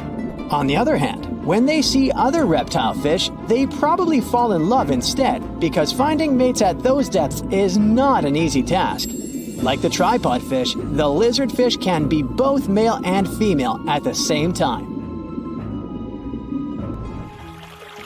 When you think of a river, you usually picture it on land. Still, nature is quite unpredictable, and it created a river flowing under the ocean in California. It's running at a depth of around 2 miles. This river has everything that an ordinary river has: sunken logs, trees, and rocks. And despite its uniqueness, it's not the only one in the world. There are also others in the Amazon and Greenland. A terrifying creature was discovered near Angola's coast by a remote operating vehicle. It looks like it doesn't have a head or a body. It was sitting at a depth of around 4,350 feet below the surface. After doing research, scientists concluded it wasn't anything from a sci-fi movie. It was just a cluster of siphonophores stuck together. In 2015, some random guy was diving in Caesarea, and something shiny caught his eye. He reached out, grabbed it, and realized it was a gold coin. After that, he examined the bottom and found out that there were many more. He reported the incident to the local authorities, and they concluded that he had found Arabic treasure. The coins were made of solid 24-karat gold and were a few thousand years old, but due to the perfect salinity and temperature, they looked brand new. The coins belonged to a ship carrying cargo. It was caught up in a storm and unfortunately sank.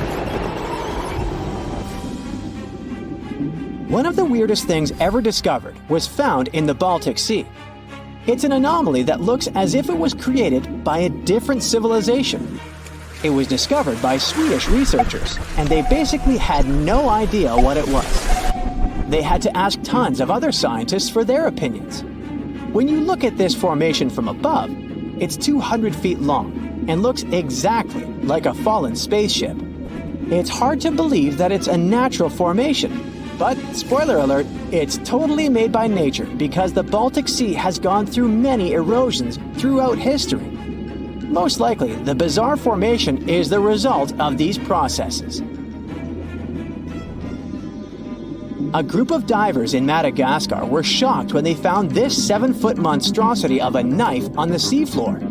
The speculation started immediately, and many said that the knife was from some giants that had fought megalodons and lived on Earth thousands and thousands of years ago.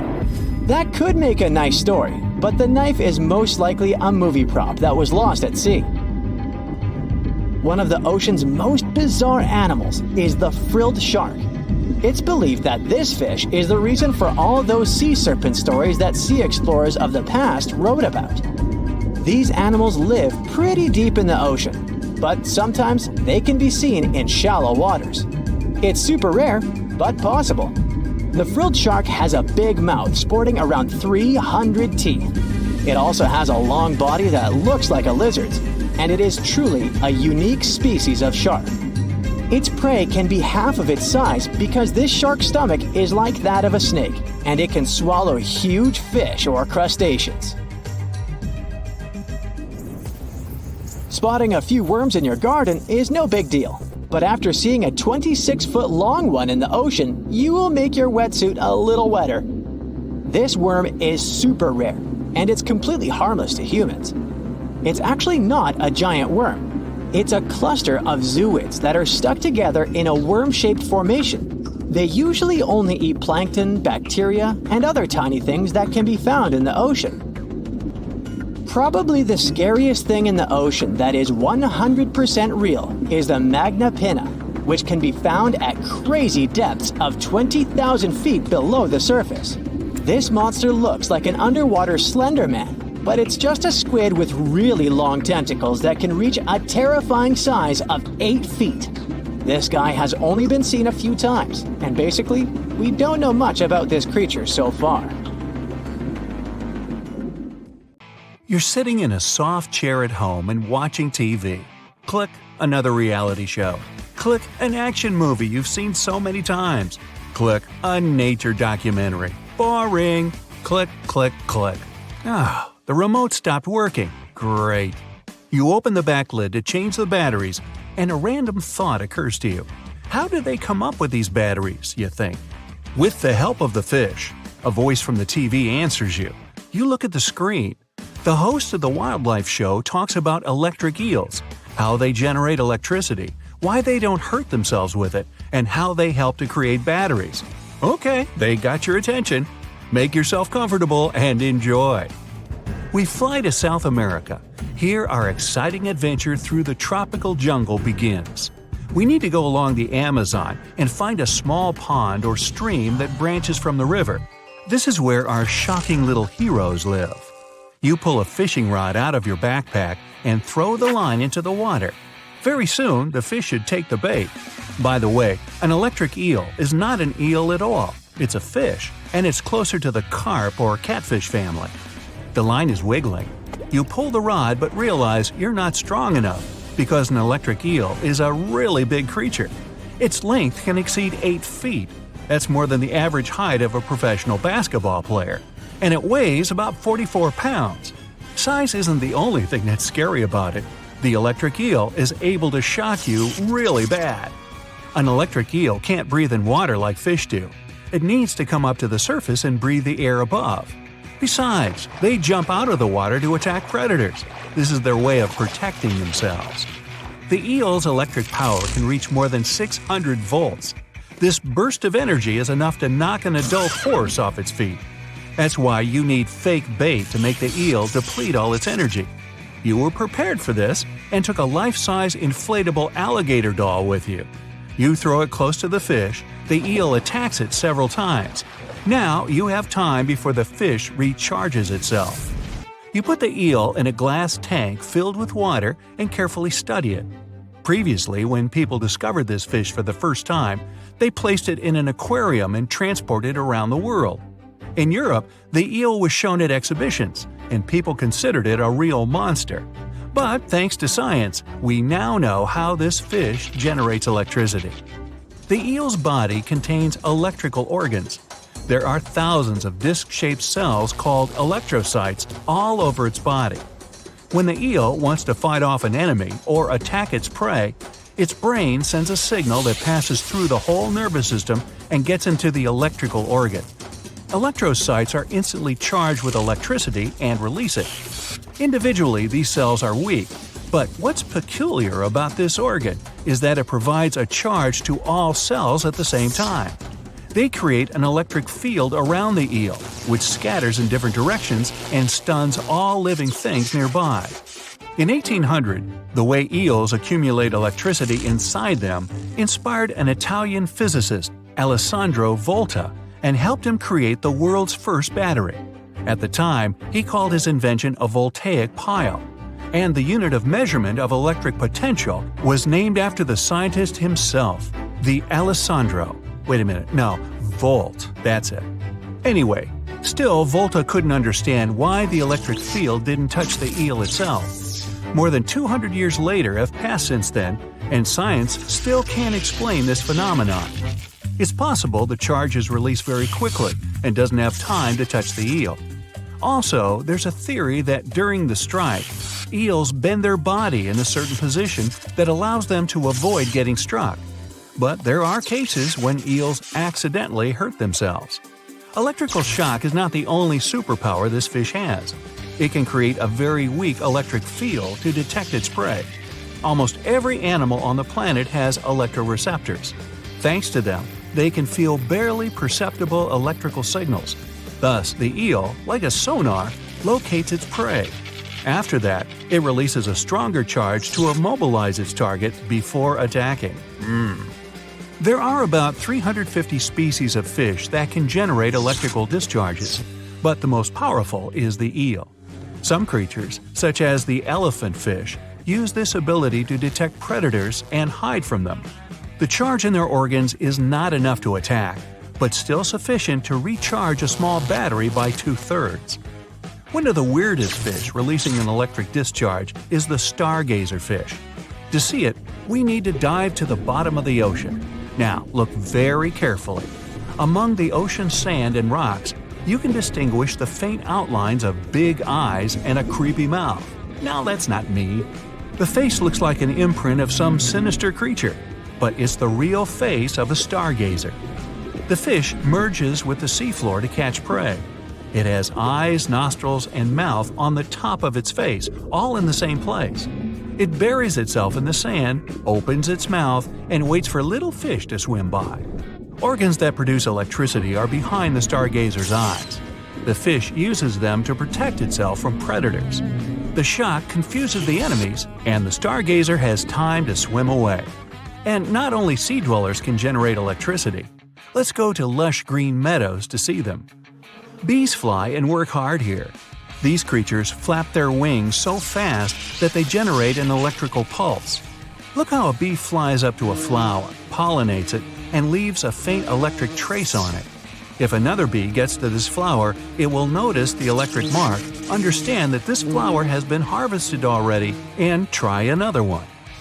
In the jungles of Madagascar, Africa, and Australia, you can meet the gecko, one of the most tenacious lizards in the world, which can climb on any surface. If we look closely at the structure of their feet, we'll see hundreds of tiny bristles on them. These bristles are divided into hundreds of smaller bristles, and these microscopic hairs cling to any surface so close that its molecules mingle with the gecko's and create an electromagnetic charge. Some spiders can even fly using the Earth's electric field. During and after a thunderstorm, charged electric particles appear in the sky. Spiders climb a tree or a tall blade of grass and release their webs. The silk gets electrified and raises, and the spider gets thousands of miles away and rises to the heights where passenger airplanes fly. Besides, spiders use electricity to catch prey. They cover their web with a special glue with electrostatic properties. This glue is immediately attracted to any objects that fly in the air. Thanks to this ability, the prey is very easily entangled and gets stuck inside the silk. The oriental hornet has pigments that work just like solar panels do. The hornet absorbs the sun's rays and converts them into energy. Almost all living creatures have an electrical potential. You, watching this video, holding a cup of tea in your hands, or talking to someone. This all happens because your brain sends a signal to your nervous system, and this signal is electrical. You go to the gym, lift heavy dumbbells, squat with a barbell, and all your muscles are contracted with the help of an electric charge. This energy is present in almost all cells. The only question is why some animals have a stronger charge, while others have a weaker one. Evolution is the answer. In the water, where visibility and audibility are bad, and where it's impossible to hide from predators or find prey, living creatures received electrosites for navigation, protection, and communication. Wow, wasn't that information shocking? Scientists and geologists are out there in the vast ocean, towing these trusty devices, also known as streamer cables. They drop these cables about 16 to 65 feet deep, with each stretching over 20,000 feet long. Now you can imagine that this whole setup creates quite a commotion underwater, attracting all sorts of curious creatures. And guess who shows up for the party? Sharks. Yep, these toothy pals are drawn to the magnetic fields of the streamer cables and sometimes mistake them for a chewy snack. Now before you start thinking that sharks have a personal vendetta against these cables, let me tell you something. This is not a new problem. It's been going on since the 1980s. Even big players like Google have faced these underwater cable conundrums. They had to surround these internet cables with a fancy material to protect them from shark teeth. I mean, can you imagine a shark causing a delay in your internet browsing? That's one hungry predator with a serious grudge against technology. So, why exactly are sharks so keen on these cables? Well, no one knows for sure. Some scientists think it's because sharks have a thing for electromagnetic fields and get curious. Others believe they just have a thing for anything cable-shaped. It's not all sharks that cause such problems, but which of them are the troublemakers in this aquatic tale? Well, it depends on the depth of the cables. For example, when it comes to a particular depth, the bull sharks seem to be the mischief makers. These bad boys have solid gray physiques and short snouts. They're like the bullies of the underwater neighborhood, causing trouble wherever they go. Bull sharks are widely found in tropical and warm waters around the world, and they seem to have a knack for seeking out these streamer cables. Now I know what you're thinking. Did these scientists really catch a group of bull sharks and make them bite cables just for science? Nope, they're way too clever for that. Instead, they used a 3D scan of an authentic bull shark jaw to create a computer model. Talk about high tech. They simulated shark attacks on the cables, measuring the impact and compression forces. It turns out that a shark can really do a number on those cables. But here's the kicker. The strength of the cables depends on how fast the shark is swimming when it decides to take a chomp. So if you see a shark cruising by at top speed, you better watch out for those cables. But wait, we can't blame the poor sharks entirely for the fate of these underwater cables. A 2009 report points out that a lot of fish have a considerable history of nibbling on cables. It's like a buffet for these underwater creatures. Barracudas, sharks from shallow and deep waters, and even some other sneaky culprits have been identified as cable biters. They just can't resist sinking their teeth into the cable wrapping, which then lets the power conductor hang out with the seawater. It's a recipe for cable failure. Still curious about the fascinating world of cable installation? Did you know that more than over 90% of international data takes a watery journey? These cables, which are like underwater highways, stretch for hundreds of thousands of miles beneath the ocean's surface, reaching depths as deep as the size of Mount Everest. Now, you might be wondering how these cables are placed. Well, it's not as simple as dropping wires in the water like in the cartoons. In fact, it requires some careful planning and specialized boats called cable layers. These brave boats meticulously run the cables across the flat surfaces of the ocean floor, making sure to steer clear of all obstacles that Mother Nature throws their way. When it comes to cable sizes, the shallow water cables are about as thick as a soda can. On the other hand, deep water cables are way smaller, measuring up to the size of a marker. Why the difference, you ask? Well, it's all about vulnerability. Way down there, 8,000 feet below sea level, there isn't much action going on. Therefore, these deep-sea cables don't need as much shielding wire for protection. They're like the skinny swimmers of the cable world, gliding through the depths with ease. But let's not forget about the installation costs.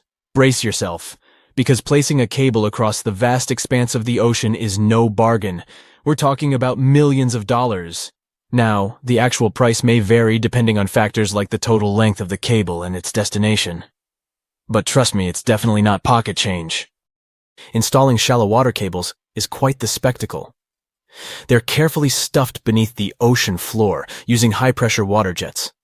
It's like giving these cables a cozy underground home, shielding them from the whims of the ocean currents.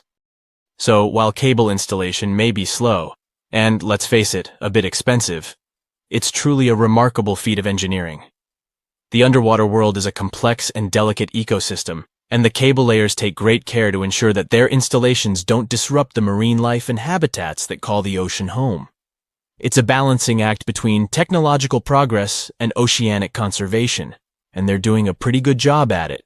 Whenever you browse the internet, remember that your cat videos and funny memes might just be zipping through those submarine cables deep beneath the waves. But burying cables safely underwater isn't actually a modern idea, you know. Hold on tight because we're going on a time-traveling adventure back to the mid-19th century. Picture this. It's 1854, and something groundbreaking is about to happen. The installation of the very first transatlantic telegraph cable begins, linking the distant shores of Ireland and Newfoundland. Now, before you roll your eyes and say, "Old news, buddy," let's remember that this was a pretty big deal back then. Fast forward 4 years, and the moment of truth arrives.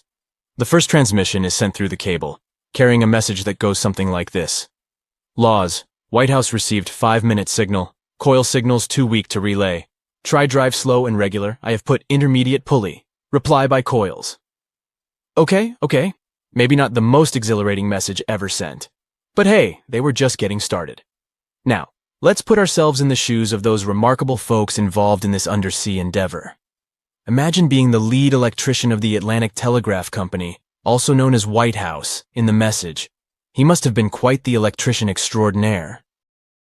To put things into perspective, while our cable pioneers were busy laying the groundwork for transatlantic communication, the world outside was bustling with activity. Charles Dickens, that literary genius, was still crafting his timeless novels.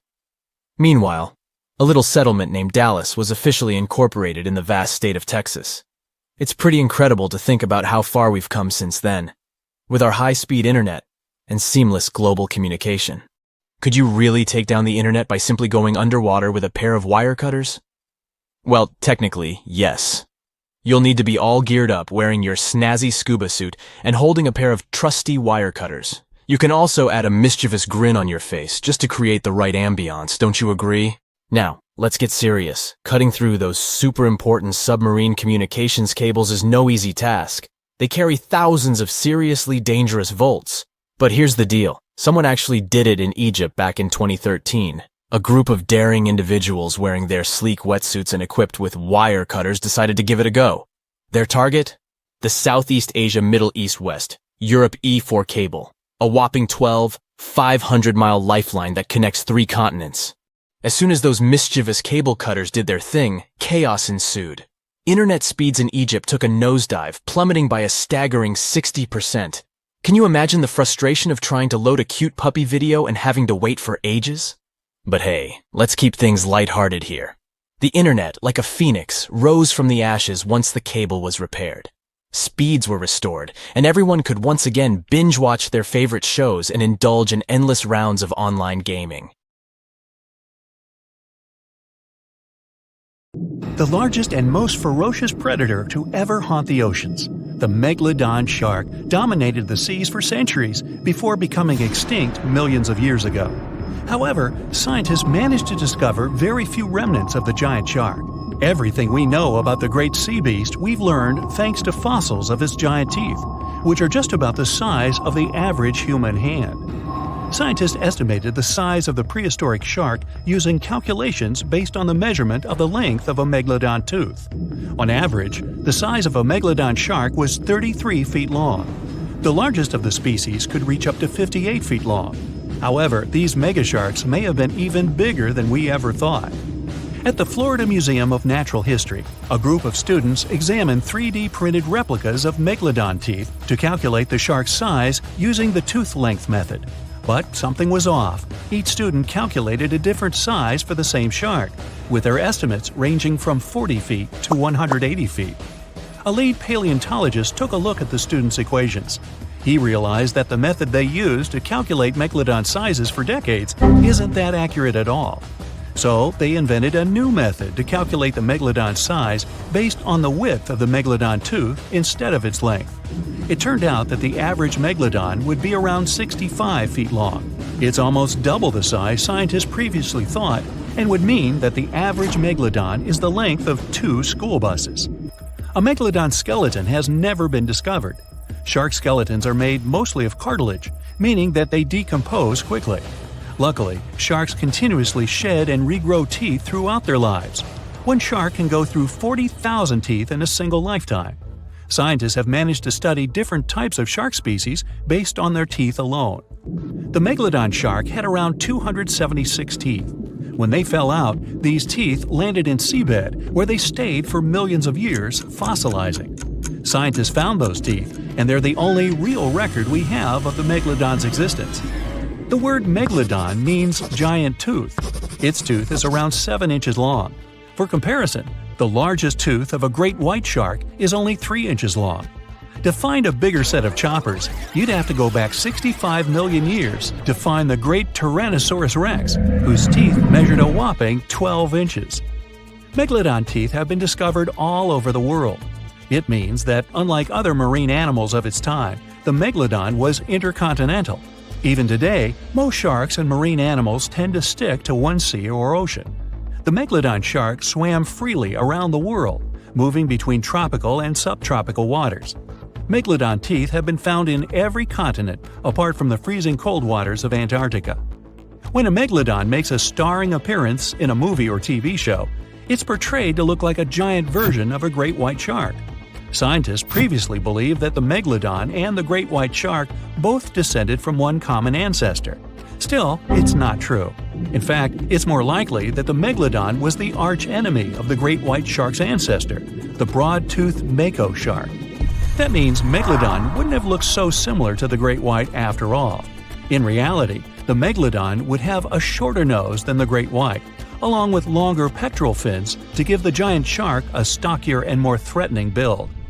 Not only was the Megalodon the largest shark in the world, but it was also one of the biggest fish ever to exist. An apex predator of this size would have needed a huge diet to keep it moving. The Megalodon would have eaten 2,500 pounds of food every day. The Megalodon diet consisted of larger species of fish, dolphins, and even other species of sharks. Ancient fossilized whale bones with cut marks of Megalodon teeth have been discovered. It means Megalodons weren't intimidated by the size and tried to feast on the giant whales of the past. Scientists have used computer simulations to try and work out the hunting style of the ancient shark. Using this technology, scientists have discovered that the Megalodon's attack style was very different from that of modern-day sharks.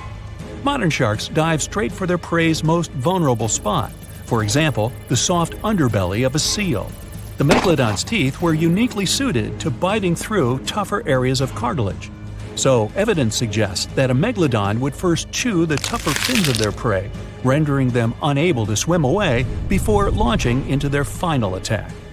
The mouth of a Megalodon was around 10 feet wide and 9 feet tall, large enough for you to swim into without touching any teeth. However, we don't recommend that. Their mouths were so large a Megalodon could swallow a small car without even having to bite down on it. Research teams from Australia and the US collaborated to work out the biting power of the Megalodon using computer simulations. The results were terrifying. While the modern great white shark has the biting power of 1.8 tons of force, the Megalodon could easily chomp down on its prey with a biting power of 18.2 tons. The bite of the Megalodon would easily be able to cut through steel and overpower any other predator in the ocean. Scientists believe that the Megalodon has the most powerful bite of any creature that has ever existed. The Megalodon's bite would easily overpower the T-Rex, which has a biting force of 6 tons. Mysteriously, no one knows exactly when or how the Megalodon went extinct. However, several theories are floating around as to how this could be the case. The Megalodon had become extinct by the end of the Pliocene, which was a phase of global cooling that spanned over 5 million years and ended over 2.6 million years ago. New evidence suggests that the last Megalodon lived at least 3.6 million years ago, right in the middle of the Pliocene era.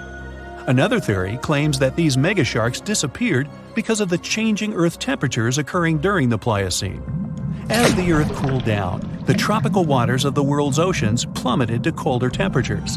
Scientists believe that this led to the extinction of a third of all large marine animals, meaning that the Megalodon's food source took a massive hit. Without much prey left to hunt, the Megalodon inevitably went extinct. Megalodon sharks would give birth to their pups in waters close to the shore. The shallow coastal waters provided a perfect nursery for the newborn sharks, keeping them distant from the larger predators that lurked in the open waters. As ice formed around the Earth's poles and sea levels dropped, these pupping grounds were destroyed. The Megalodon pups would have had no choice but to swim in the deep ocean waters, making them more vulnerable to dangerous predators. A new theory suggests that the explosion of a star, called a supernova, could be responsible for the extinction of the Megalodon. Around 2.6 million years ago, a supernova over 150 light-years away from Earth lit up the prehistoric sky and lingered there for months.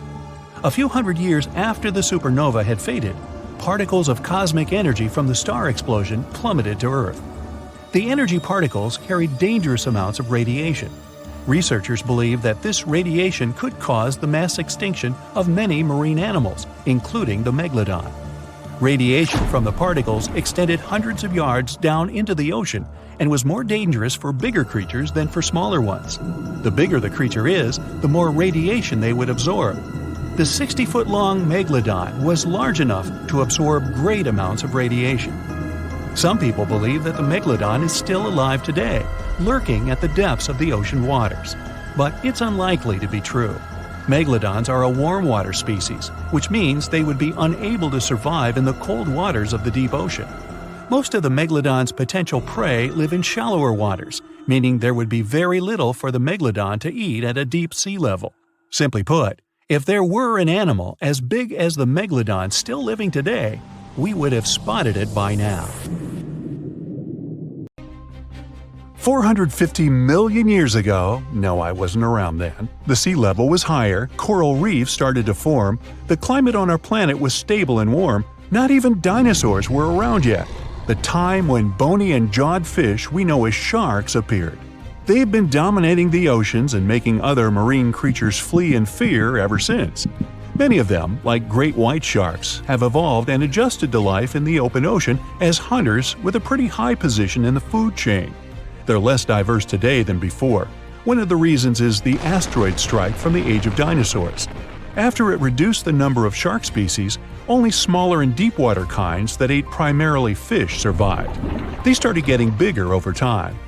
Near the surface, sharks such as makos or great white ones develop faster movements and are somewhat between gray and blue to blend in with their surroundings. The epaulet shark can even walk on the land. It can't take a walk on the beach because it can't breathe outside of the water, but it lives on coral flats in shallow tropical waters, so it can walk in kind of a crawling motion. But deep down below, there are mysterious, alien-looking, often huge shark species that didn't come to the surface, which is why they didn't need to adjust to the new environment and different conditions. They haven't changed a lot through time, so they're some living fossils. These creatures mostly don't have 5 gill slits, the most common number, but 6 or 7. It's because there's less oxygen the deeper you go in the ocean, so they need more gill slits. Sharks on the surface evolved to have fewer gill slits. 6-gill sharks are the most primitive sharks we have today. Their skeletons are like those of ancient extinct sharks, and they can survive only in very deep waters. Like cats, sharks have a layer of reflective cells placed inside their eyes, which helps them see better in the dark, deep sea or cloudy waters. Sharks on the surface have big eyes because they evolved to hunt in the sunlight, so they tend to rely on their vision. Those that live in shallow waters have small eyes, so they can protect themselves from the sand. Like some other deep-sea creatures, 6-gill sharks also have bigger eyes to take in as much light as possible. They have more light-sensing rods, but don't distinguish colors that well. In the ocean's twilight zone, with the minimum of sunlight, there's a couple of bioluminescent shark species. They don't take in light within their eyes, but produce or re-emit it with their bodies. Their skin or organs have specialized cells that produce a soft blue-green light. Deep-sea creatures that produce their own light do that to attract their prey, deter animals from going after them, or, scientists think, communicate with each other. It can even help them to camouflage. They do it by hiding their silhouettes from animals going after them. They produce enough light to match their surroundings. The biggest luminous underwater creature is the kitefin shark, found swimming 980 feet below sea level, preying on groundfish or smaller sharks. It can grow almost 6 feet long and lives 3,200 feet below sea level. Deep-sea sharks are also bigger than those on the surface. The Greenland shark can grow up to 24 feet long, bigger than a great white. There's a thing called deep-sea gigantism. Creatures in nutrient-poor depths of the ocean grow bigger because, that way, they lose less energy as heat. The Greenland shark lives its life in slow motion. It has a slow metabolism and can go very long periods without food. With their slow pace, they evolved to live up to 500 years at depths of 7,200 feet. Sharks in shallow waters catch their prey relying on agility and speed, but for them, it's easier because there's plenty of food on the surface. Deep-sea sharks, with less food and slower life rhythm, had to develop a different style. They're more opportunistic, definitely not picky, and don't care if their future meal is alive or not. Frilled shark, another living fossil from the darkest depths, hasn't evolved much through time, and they're one of the last of their kind, with all of their relatives already gone extinct. It grows up to 7 feet long, primarily hunts on squid, and catches other sharks and fish. It looks like a dinosaur, a snake-like face, a long, smooth, thin body that moves in a serpentine way. It can propel itself with the power of its tail and curl like snakes. They don't swim in a straight line like other sharks. Cookie cutter shark grows up to 20 inches.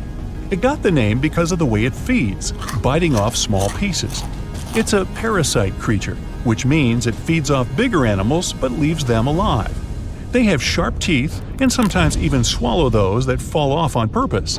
Some researchers think it could be because they live in the depths that are nutrient poor.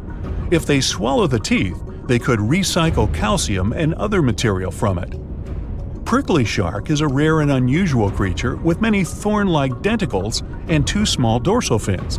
It lives mostly in the depths of the Pacific region up to 1,900 feet.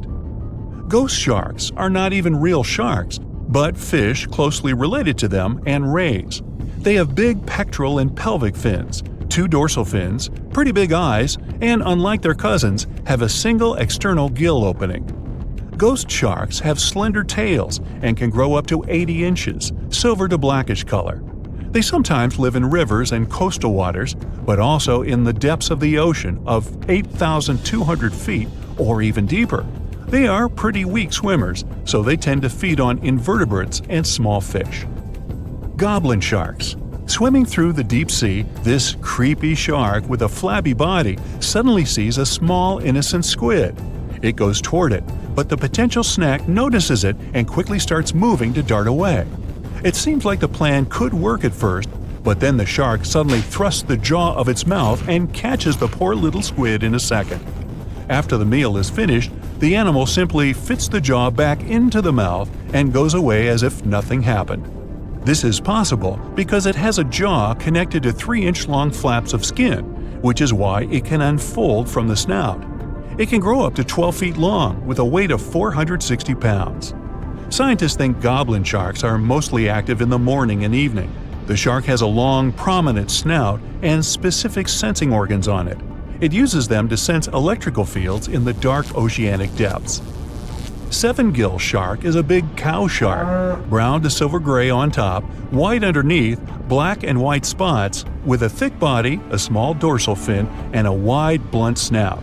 It can grow up to 10 feet long, mostly lives in the depth of 1,870 feet, but you can also find it in deep channels and bays. It can be aggressive toward humans if provoked, so don't. Like most deep-sea creatures, it's an opportunistic hunter that's not quite picky but likes to go after dolphins, seals, porpoises, and other marine animals.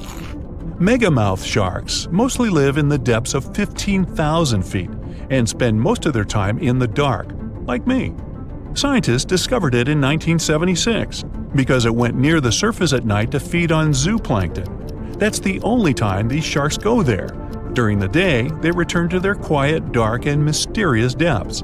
They are filter feeders, which means they keep their mouths wide open while swimming, so they filter the planktons they like to eat. There are organs that produce light inside of their mouths, which attracts potential prey, such as pelagic crustaceans. These sharks live in the deep parts of the ocean, but you can rarely find them below almost 2 miles. Scientists think some other, stronger bony fishes outcompeted them. Deep parts of oceans became oxygenated around 70 million years ago, and sharks have been around way longer. But bony fishes adjusted and adapted efficient ways to use oxygen, while sharks were slow with adaptations, so they lost. Also, oceanic depths are way colder, which is challenging for fish and the rest of cold-blooded animals because the speed of their metabolism widely depends upon the external temperature. Why can't mermaids be real? Well, firstly, they would freeze and struggle to survive in the frigid ocean waters. Brrr! You know, those skinny Disney types would turn into icicles. The truth is, the human body isn't built for prolonged aquatic adventures. I mean, come on, who wants to hang out in bone-chilling depths? Sure, there are warmer spots near the ocean surface, but if mermaids wanted to set up shop at the bottom of the deep blue, things would get frosty real quick. Water temperature drops like a pop balloon the deeper you go. So what would a cold-resistant mermaid look like? Hairy and big. Imagine a super fuzzy aquatic mammal or an extra plump mermaid rocking the underwater fashion scene. Not exactly the image we had in mind, huh? Secondly, they just can't cherry-pick body parts like in a mythical buffet. Mammals and fish play by different rules. Fish don't have the warm-blooded hairy vibes that define mammals like us. It's like trying to merge a human with a fish. Evolutionarily speaking, that's a big no-no. Our human lineage and the fish clan took different paths long ago. They're distant relatives, like that cousin you see at family reunions and awkwardly wave at from a distance. And don't even get me started on digestive dilemmas. Fish and mammals have completely different plumbing systems. When you imagine a mermaid with a mix of mammalian digestive powers and fishy hindquarters, well, things just don't add up. Let's dive deeper and separate fact from fishy fiction. If mermaids needed to swim up to the surface for a gulp of fresh air, they'd require a blowhole instead of a regular nose and mouth. You know, just like our crocodile friends with their handy nostrils. Breathing underwater ain't no easy feat, my friends. Now, if mermaids were all about that aquatic life, they'd either need gills that they curiously lack, or another clever way to supply themselves with oxygen. Marine mammals have evolved anatomies that allow them to survive those lengthy oceanic excursions. Human divers, on the other hand, have their lungs shrunk in size when they go deeper due to the pressure. Some whale species have special rib cages to protect their lungs during such moments. Plus, they've got that fancy myoglobin stuff in their muscles and blood, which loves to cozy up with oxygen. Mermaids would need something similar in their toolkits. Now, let's not forget about those gangly human arms and fingers that serve us so well on land. Hello, pizza time. Sadly, in the water realm, they're not ideal. If mermaids had been around longer in evolutionary terms, maybe their arms would have undergone some serious makeover. If mermaids had a lengthier evolutionary history, those arms would need some adjustments, that's for sure. Unless, of course, there was a good reason for their existence. Maybe their environment would require them to be food-gathering aficionados rather than speedy swimmers. So you see, the mixture of human and marine anatomy may offer the worst of both worlds. The challenges remain even if we reverse things, with human legs at the bottom and a fish head on top. Hey, want to kiss the girl? No. Gills for easy breathing? Handy indeed. Yet, what about those exposed human parts struggling to withstand the ocean's wintry charms? The Fiji mermaid was a curiosity that gained popularity in sideshows during the 19th century. It consisted of the torso and head of a juvenile monkey sewn onto the back half of a fish. This peculiar object was presented as the mummified body of a creature believed to be half mammal and half fish, resembling a mermaid. P.T. Barnum, the renowned showman, acquired the mermaid and exhibited it in his American Museum in New York in 1842. The mermaid's appearance, described by Barnum himself, departed from traditional depictions of mermaids as attractive beings. Instead, it was described as an ugly, dried-up creature frozen in a painful-looking pose. It was another hoax promoted in those times. I know, this sort of breaks the spell. But if the water is going to get dangerously cold, then realistically, mermaids would spend some time fattening up. Basically, they would look like sea lions. It all comes down to the freezing temperatures of water at some point. This made me ask, what if the ideal place for these ladies was underground caves and Arctic waters? Well, let me tell you a story. Once upon a time, mermaids discovered a wondrous secret in the deep ocean depths, where sunlight could barely reach. In this realm of imagination and possibility, they stumbled upon a hidden underground springs and caves adorned with intricate coral formations. These enchanting locations held a secret that would forever change their underwater lives. As the mermaids ventured deeper into the mysterious subterranean world, they were mesmerized by the shimmering light refracting through the crystal clear water. But it wasn't just the ethereal beauty that captivated them. It was the realization that these hidden springs and caves offered more than just aesthetic charm. These subterranean water systems were connected to vast underground reservoirs, providing a bountiful source of fresh water. The mermaids reveled in the tranquility of this land. The gentle sound of trickling water soothed their spirits, while the soft glow from bioluminescent organisms illuminated their path. News of the subterranean springs and caves spread among the mermaid community, and soon these sites became cherished gathering places. Mermaids would share stories and songs, their melodious voices echoing through the caverns, creating an atmosphere of joy and enchantment. There was another place where they could live happily, the icy Arctic and Antarctic regions, where frost and snow reigned supreme. In this realm of imagination, the mermaids had evolved to thrive in the extreme cold, defying the expectations of the underwater world. Their resilience and remarkable abilities allowed them to navigate frozen environments. In these frigid waters, the mermaids revealed their wondrous adaptation to the icy domain. Their iridescent scales glistened like ice crystals, shimmering with hues of blue and silver that mirrored the frozen landscapes around them. They possessed an innate ability to regulate their body temperature, enabling them to withstand the biting cold and icy currents.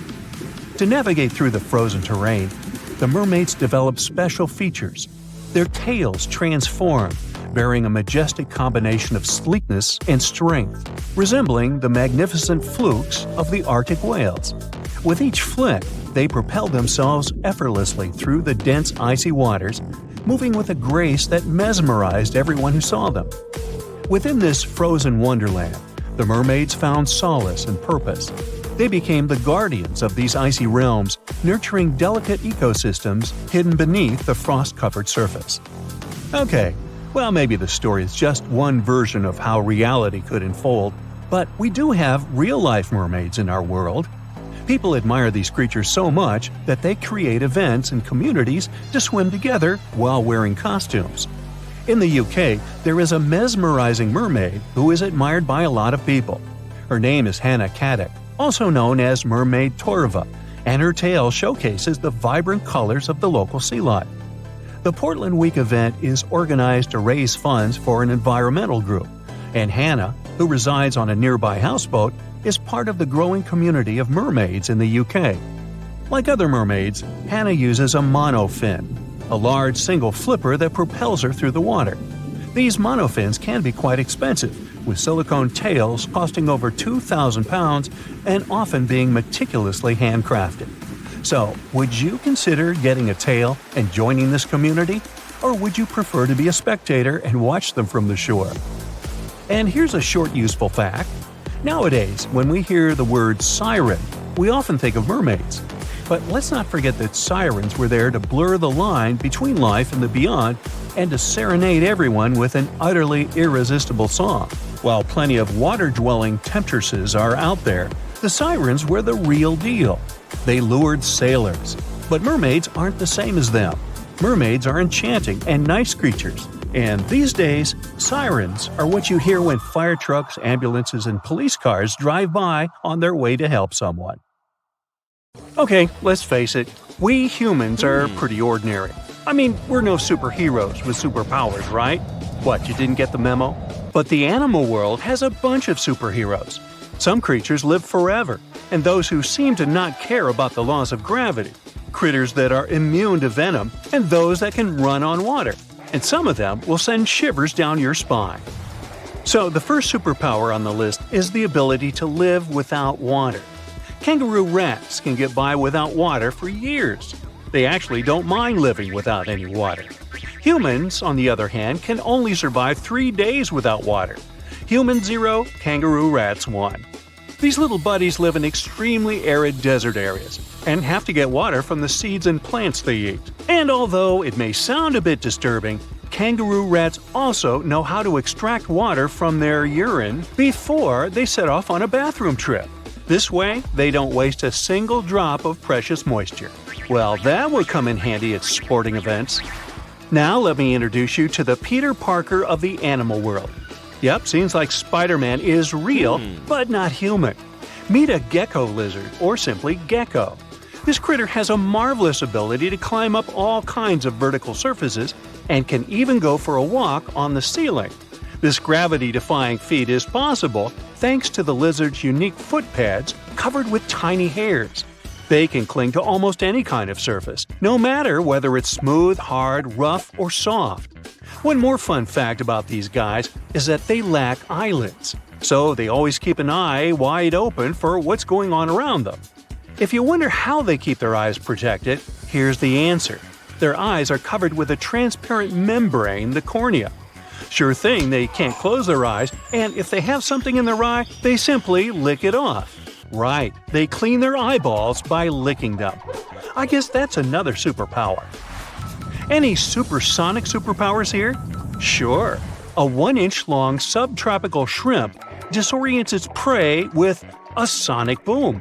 Despite its modest size, the pistol shrimp is one of the loudest marine animals. When the shrimp snaps its claws, it creates a sound as loud as a sonic boom. Naturally, this sound stuns the prey, and the shrimp can catch it without too much effort. Now, in the comic world, there's venom. In the animal world, there's a guy that can be called anti-venom. Opossums are known for their handy trick of pretending to have passed away when a predator attacks them. But that's not the end of the story. These guys are also immune to rattlesnake and pit viper venom. The secret is a peptide that helps opossums neutralize dangerous chemicals. This is the reason why snakes are a favorite treat on opossums' diet. There's one curious thing they have on their diet: ticks. One opossum can hoover up about 5,000 ticks per season, and most of them are picked off their own bodies. Now, imagine a fish that is so notorious that it's called a dangerous fish. It's mabenga, and it literally translates to dangerous fish in Swahili. This monster lives in freshwater and doesn't mind having a crocodile for lunch. Not a whole crocodile, but mabenga can take a bite out of them. But to be honest, these guys are intimidated by the crocodiles, the same way the crocs are intimidated by them. Now, you're watching this video on some gadget, right? Well, we all owe the gadgets we have to the electric eels in some way. I mean, all gadgets have batteries, and eels contributed a lot to the invention of an electric battery back in 1800.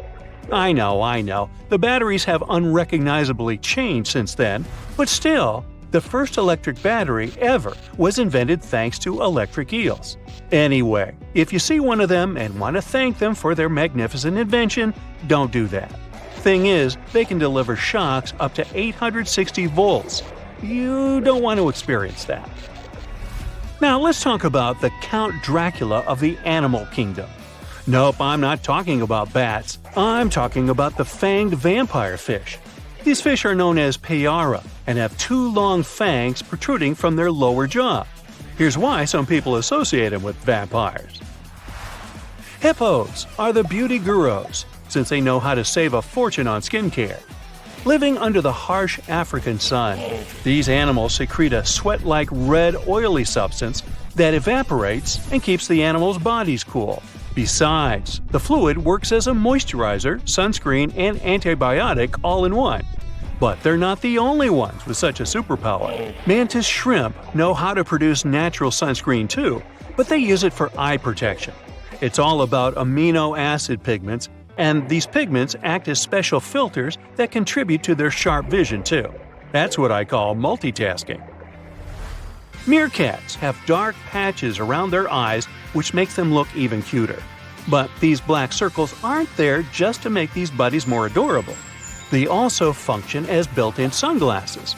The dark fur on the patches blocks the blazing sun, and as a result, meerkats can gaze directly at the sky. On top of that, the sentry, a meerkat that watches out for birds and other predators, can easily see danger coming and alert its mates. Wild goats are famous for their climbing skills, but the alpine ibex from northern Italy is the champion. This critter can climb nearly any vertical surface, defying several physical laws in the process. Interestingly, the animals that do walk on the steepest cliff walls are typically mother goats with their little ones. Large males prefer to keep their distance and use flat horizontal surfaces. Smart guys. Some animals protect themselves with venom or nasty bites, while others use chemical tricks for protection. Listen to this.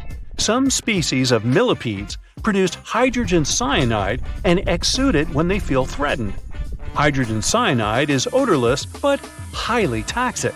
One little millipede can't seriously hurt you, but you may have burns or even blisters if your skin is sensitive. Plus, to make the picture even scarier, Some millipedes glow in the dark. So watch out, and if you see a crawling spot of light at night, run away as fast as you can. When the bombardier beetle feels threatened, it sprays scorching liquid from the tip of its abdomen with a loud popping sound. As soon as the beetle senses danger, a chemical reaction starts in special reservoirs in its abdomen. The heat from this process nearly reaches the boiling point and also produces special gas that triggers the ejection. This super protection is usually fatal for the attacking insects. I guess so. Plumed basculus lizards have an uncanny ability to run on water.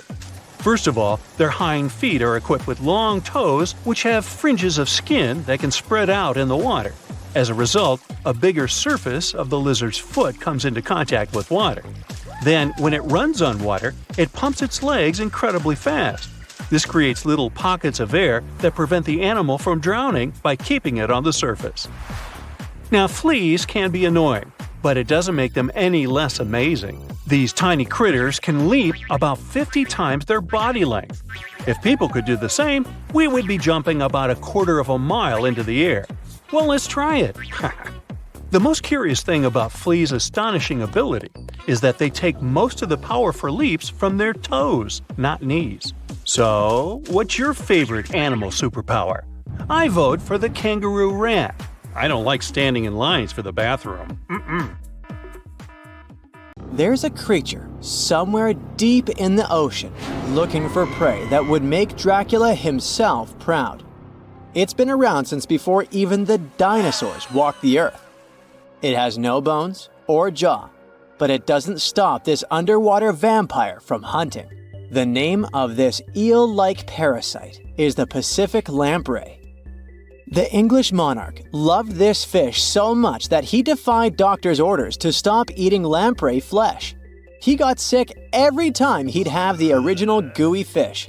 But the lack of bones and the fact that this lamprey tastes like slow-cooked beefsteak made the royal fall in love with the fish once and for all. The product of this love was a chill in his aged body, some heavy sweating, and some other scary symptoms, which eventually took his life and interrupted his 35-year reign. The lamprey is way better at surviving, as it lived through at least 4 mass extinctions.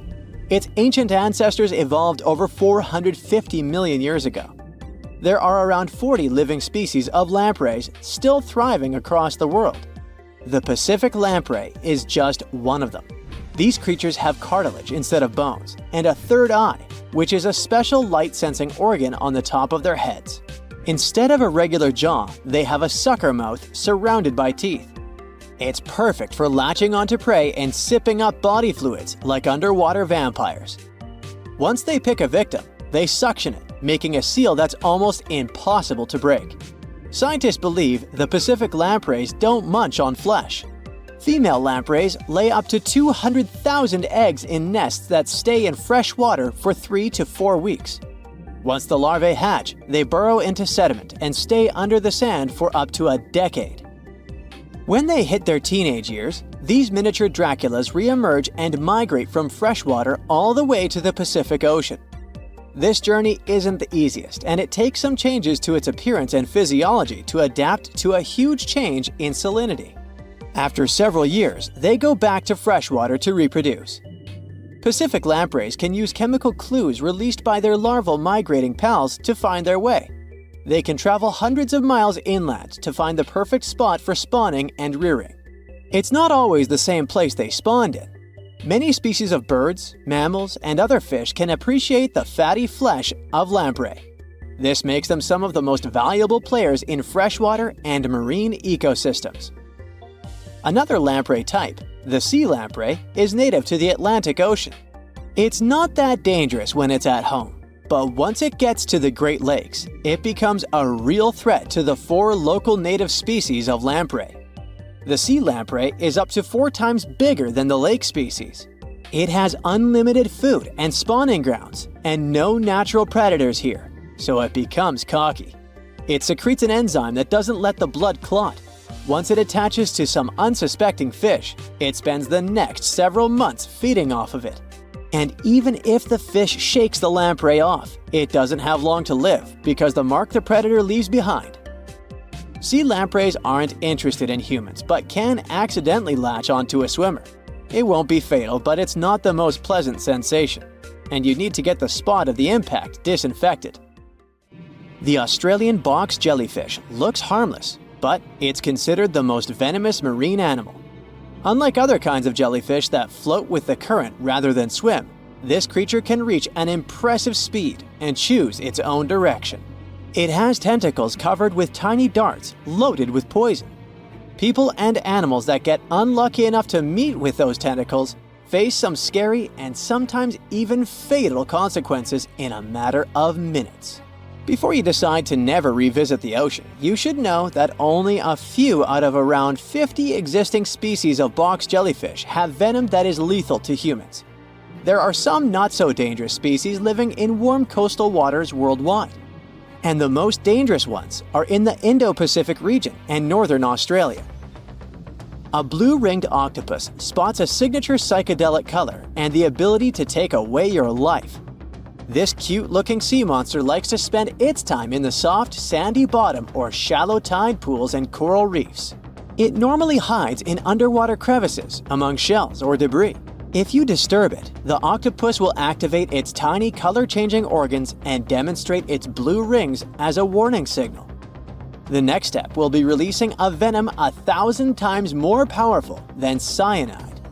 This venom is more toxic than that of land mammals. The octopus normally uses it to hunt crabs, shrimp, and small fish by pecking them with its beak and paralyzing them. There is no known antidote for the venom, so if you ever see this sea creature, the best you can do is to stay away from it. It bites without any pain, so you might notice when it's too late. The good news is that it's not aggressive and won't go after you unless it's cornered. The reef stonefish are masters of disguise in the underwater world that camouflage themselves on rocks, coral reefs, or just blend into the seabed. They thrive throughout tropical marine waters of the Indo-Pacific. Their invisibility superpower makes them especially dangerous to their prospective victims they ambush and swallow whole. If someone happens to disturb them, their 13 defensive dorsal spines stand on end and deliver a powerful venom punch. They say stonefish stings are extra painful and lead to scary consequences within minutes. They're called the most venomous fish in the world. If you don't do anything about it, the impact can be lethal. If you ever go diving in the Pacific Ocean, be careful not to pick up a cone snail from the seafloor. It has a beautiful shell made of brown, black, or white patterns. Like most other snails, it's slow, but it has a complicated system of seeking out prey. It likes to snack on fish, marine worms, or even other snails. Once a cone snail senses food is near, it activates a sharp proboscis, or a needle-like protrusion from its mouth. The attack is swift and super potent. The victim doesn't even have time to realize what happened to them. Once it's completely incapable of moving, the cone snail swallows it whole. Humans aren't on its menu, but it can still release the venom if someone steps on it or disturbs it. The proboscis can even penetrate gloves. Luckily, only several out of over 700 species of cone snails can take a human's life. But since there's no antivenom, you better not risk it. All 52 known species of sea snakes living mostly in the warm tropical waters of the Indian and Pacific Oceans are venomous. The beaked sea snake even has the title of one of the world's most venomous serpents, but it's one of the few kinds that can pose a real threat to humans. Sea snakes prefer a peaceful coexistence and would rather slither away than engage in any confrontations. If you ever see them in the water, staying calm and moving slowly will save your life. Sea snake bites, although almost painless at the moment, can have varying degrees of impact. Some may only cause mild symptoms, while others can lead to severe outcomes. Most bite reports come from accidental encounters, like someone freeing them from nets or unsuspecting beachgoers stepping on them. Blue dragons rarely grow larger than the size of a grape. They like to swim belly up, so their brightest blues blend in with the ocean waters. And the silver front faces down and camouflages with the darker seabed. blue dragons feed on another dangerous sea creature and store up their stinging cells. Their venom lives on even after the fish itself is no longer alive. That's why you should be extra careful and never pick up or step on them on the beach. Dwarf lantern shark. Sounds kind of like a superhero, huh? This is the smallest shark in the world. It's only the size of your palm, and it can glow in the dark. Well, that's a superpower. Blue-ringed octopus. The most beautiful octopus in the world. But the bright colors of animals usually indicate they're venomous. An antidote to its venom is yet to be found, although this little guy is the size of a TV remote. Sarcastic fringehead. Though this fish is only 12 inches long, it can eat prey much larger. Its jaw can open just like a dinosaur's. The sarcastic fringehead has been known to attempt to swallow a whole octopus. Hey, can't we all just get along? Red lionfish. This beauty has an incredible appetite. It can eat fish 2/3 the size of its body, and it hides the needles on its fins, which contain a potent venom. Striped surgeonfish. It has scalpel-sharp spikes on its fins, not to perform surgery, but to hunt. And unlike a doctor, it has venom on them. Black dragonfish. This is the only fish that can produce infrared light thanks to the chlorophyll in its eyes. It lives only at a depth of 6,600 feet, and you can only reach that depth in a special submarine. Reef stonefish. This genius of camouflage usually lies on the bottom and pretends to be a rock. Tourists can often step on it, and sharp needles on its back can easily cut even through the hard sole of a boot. Viperfish. This fish, the size of your forearm, has the largest teeth in relation to its head in the world. But you're unlikely to encounter it because it lives at a depth of 13,000 feet. Lamprey. These are parasites that stick up to other creatures and live off of them. Only these guys are 10 times bigger than the average river leech. Mega piranha. The most aggressive fish in the world, the size of a Doberman dog. A pack of these guys could leave nothing of an entire cow in just a couple of minutes. Fortunately for all of us, they ceased to exist 8 million years ago. Whew! Black pacu. Pretty ordinary big fish until it opens its mouth. It has human-like teeth, and the richest black pacu even had golden dental crowns. Just kidding. Payara, the most dangerous freshwater resident. It can swallow prey half its size. Even piranhas fear this monster. Anglerfish. It has a fishing rod on its head. It's a bait that lures small fish right into the mouth of this hunter. Slender snipe eel. It's very long and flexible due to the number of vertebrae in its back. There are 750 of them. By comparison, we only have 33 to 34 vertebrae. Barracuda. Its jaw is similar to that of a great white shark, but its trademark is speed. It would beat any Olympic swimmer at 29 miles per hour. Ocean sunfish. It's a fish the size of an adult person, and it's the heaviest bony fish in the world. Although peaceful, thank goodness, they sometimes damage the bottoms of small fishing boats. Frilled shark. Its length would allow it to successfully play basketball. It hunts with the strategy of a snake.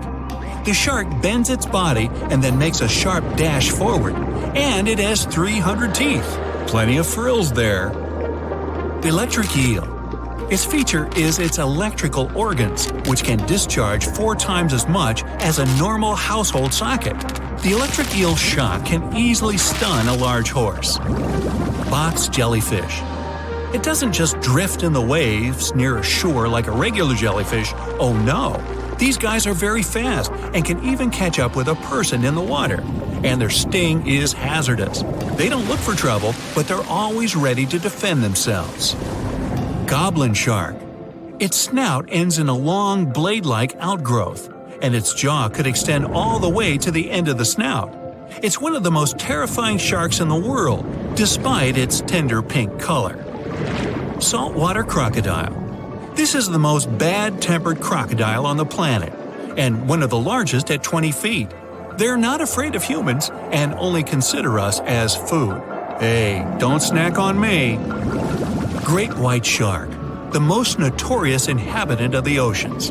Once, a great white shark pierced the bottom of a tourist yacht. The boat sank, but luckily no one was injured or eaten. Greenland shark. These are the real long livers of the marine world. They have a very slow metabolism and can live up to 300 years. For comparison, the oldest human was 122 years old. Giant oarfish. This fish is as long as a giant anaconda, and it holds the title of the largest bonefish in the world. Giant manta ray. This creature might look like it's smiling, but it'll rush at you without hesitation. They reach up to 16 feet in diameter and have a very sharp spike with a neurotoxin. Great. Orca. They can swim at the speed of a car and are as big as a large minivan. And they're the only sea hunters that can jump out onto the coast and grab their prey there. Dunkleosteus. This guy was the size of a limousine. Although it had no teeth, it had bony plates that gave it one of the strongest bites among sea creatures. Camarasaurus. This is an ancient clam of incredible size, but 90% of its entire body was a cone shell. It was heavy, which prevented it from moving very fast. So most of the time, Camarasaurus lay motionless on the bottom, waiting for small fish to swim by. Kronosaurus.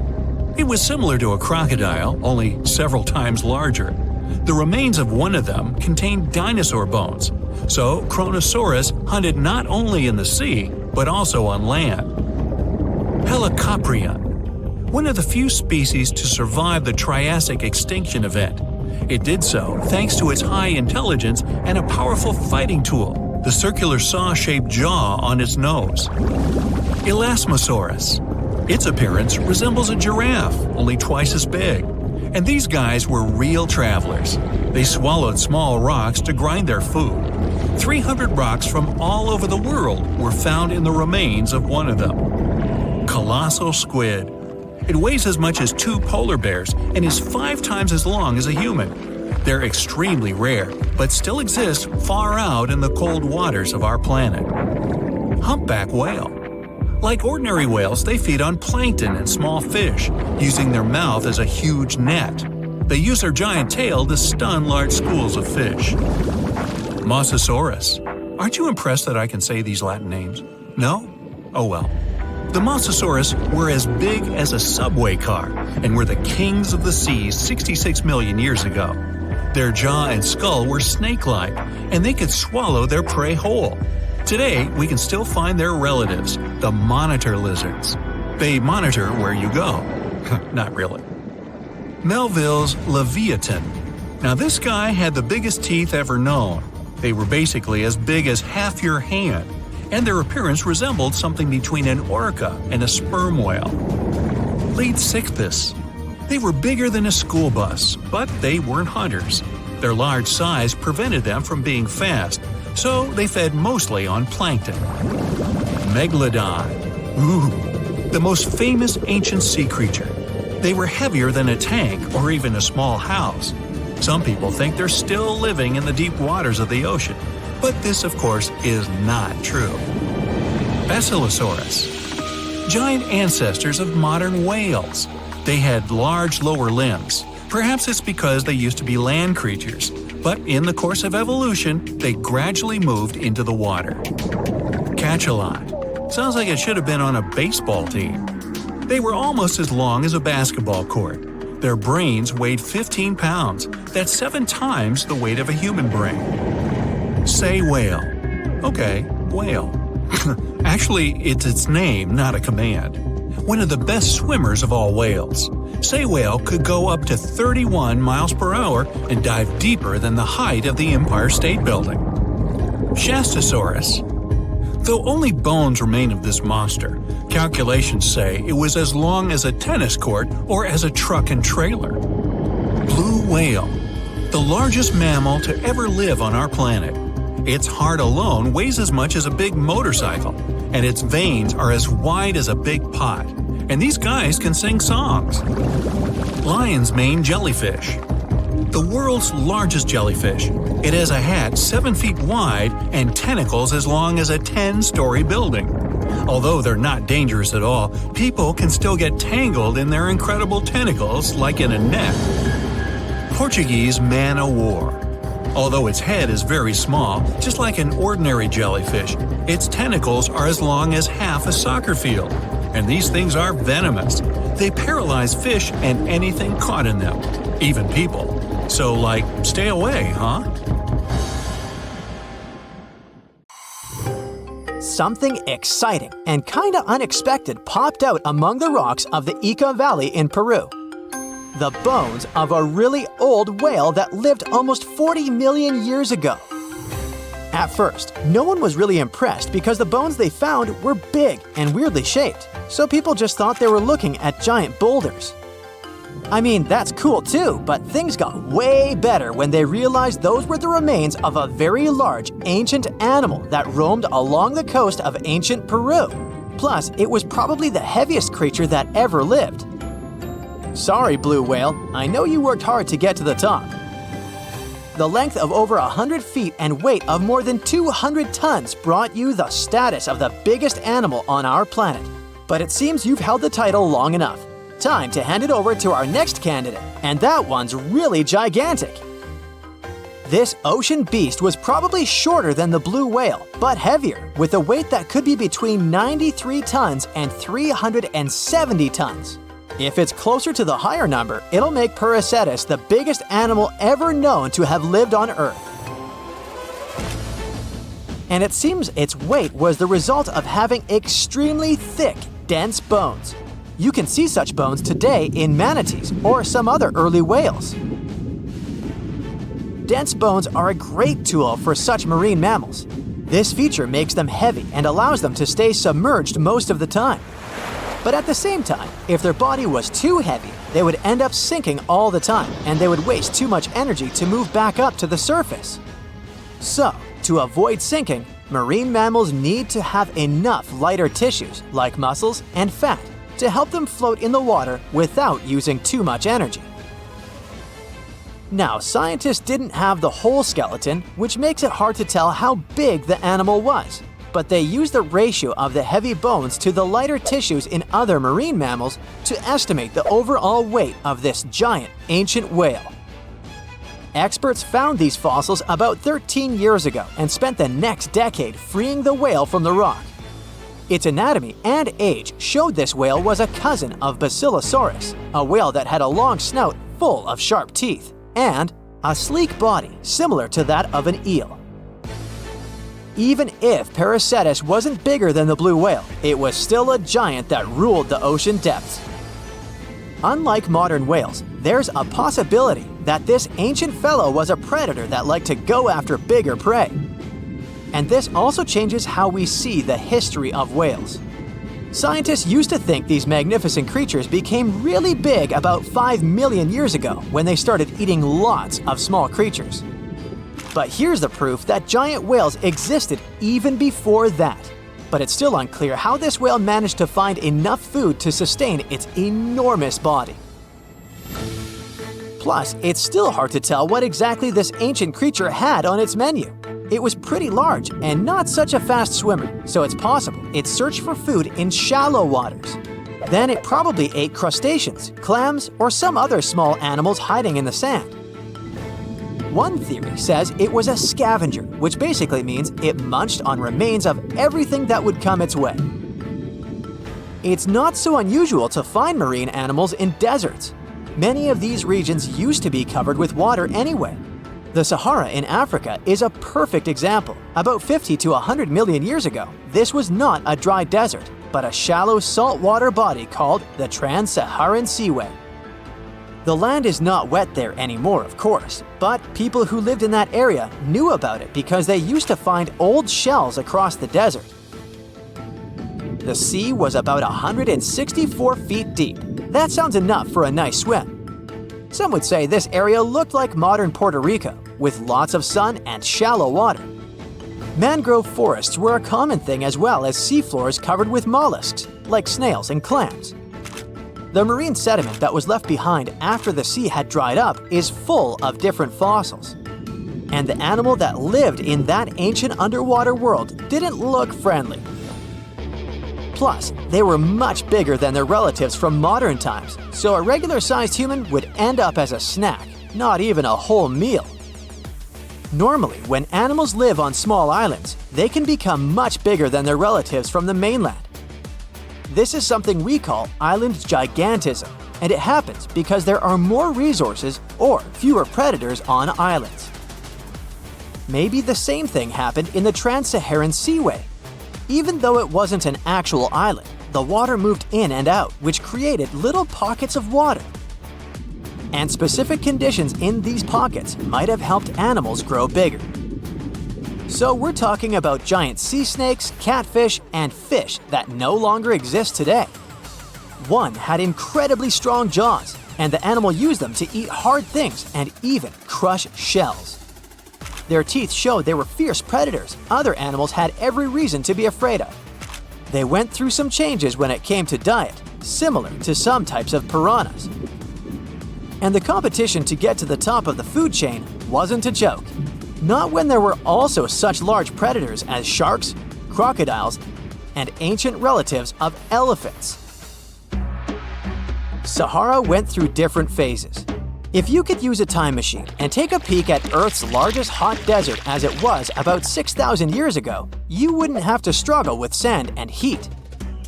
You'd have a nice walk through a green and pretty lush place.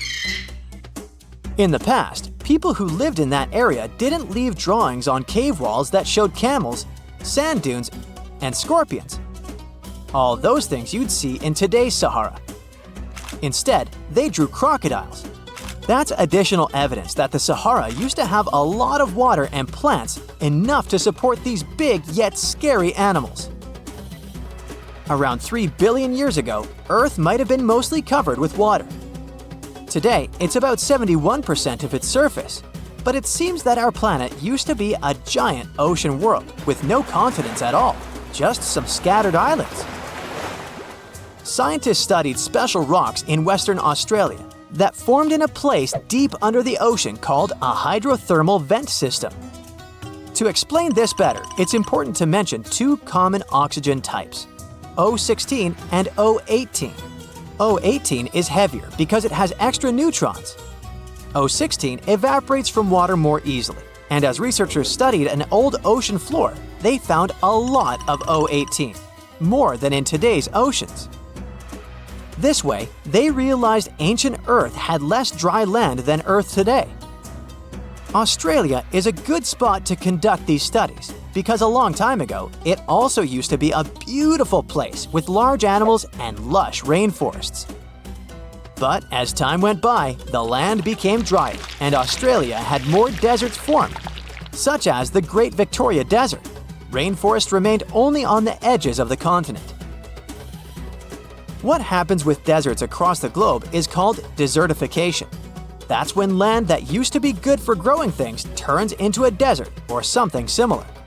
Our planet changes over time, together with its climate.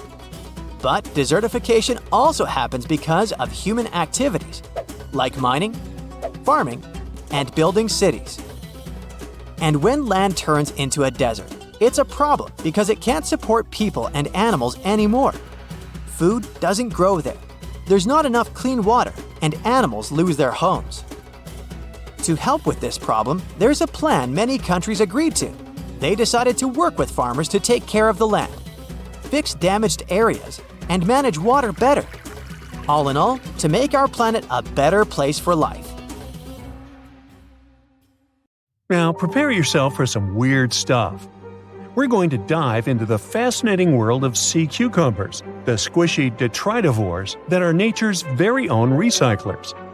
These exotic marine creatures might not be everyone's first choice for a pet, but trust me, they've got some unique talents that are worth talking about. Sea cucumbers are colorful little creatures with a digestive tract that's basically just a hole at either end. Their bodies are fat and squishy, covered in leathery skin, and guess what? They breathe through their butts. These amazing creatures have found a way to make the most out of every part of their body, few as they are. Now, you might be wondering what sea cumbers do with their unique set of skills. Well, they play a crucial role in cleaning our planet's waters. They munch on all the debris found on the seabed and break it down internally, removing all the bad stuff in the process. It's like having little vacuums cleaning up the ocean floor. Believe it or not, sea cucumbers are in high demand in the kitchen too. They're harvested and traded in many countries. The Asian market, in particular, absolutely loves them. You can find them being sold cooked and dried under all sorts of fancy names. Or, if you prefer a more direct approach, you can just call them sea slugs. Now, here's the fun part. A dried sea cucumber can cost you up to a whopping $1,400 per pound. These squishy delicacies are truly worth their weight. But let's take a step back in time. The tradition of eating sea cucumbers goes way back, more than 1,000 years in Asia to be precise. And as demand for these curious creatures grew, so did the need to find them elsewhere. This led to overexploitation of local fisheries, causing sea cucumber stocks to diminish in many countries. Uh-oh, not good for our little sea cucumber friends. One of the most interesting examples of sea cucumbers is the pink see-through Fantasia. Not only does it look amazing, but it also has this great defense system, where it uses bioluminescence to scare off predators. Thankfully, some brilliant researchers around the world have decided to act. They're on a mission to breed sea cucumbers and replenish the depleted fisheries.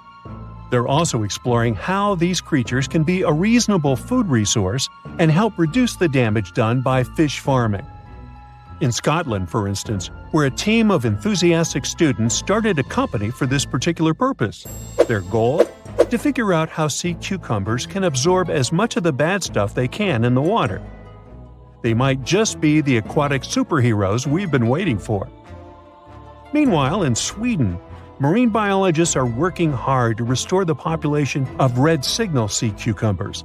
These poor creatures have been fished out of local waters, but specialists are determined to give them a fighting chance. They're also exploring how sea cucumbers can fit into seafood cultivation. Their lab is like a sea cucumber daycare, carefully nurturing the next generation of these wiggly wonders. And let's not forget about Canada. Research scientists are focusing on the giant red sea cucumber. These magnificent creatures can grow up to 20 inches long and are perfect for co-cultivation with other species. They're even developing special containment systems that will make it easier to keep sea cucumbers where they're needed the most. Okay, speaking of amazing sea creatures, what about a fish that can fly? Heard that right, we're about to stumble upon a land where fins meet flying, and the ocean becomes a runway for these airborne acrobats. Prepare to be fantastically entertained. Nah, I didn't write that one. So picture this, you're lounging by the warm ocean waters, minding your own business, when suddenly you see a fish soaring through the air like a torpedo. That's right, they are real, and they got some serious style. With their sleek bodies and pectoral fins that resemble wings, they're the high flyers of the sea.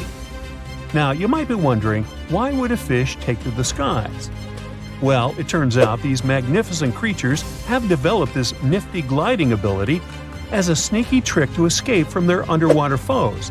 And boy, do they have plenty of enemies. Those guys are all on the lookout for a tasty flying fish snack. When it comes to their diet, these avian fishes are quite the foodies. They chow down on a variety of treats, including the ever-popular plankton. Who knew tiny floating organisms could be so delicious? Now let's take a closer look at the flying fish family album. We've got a whopping 40 known species strutting their stuff in the sky.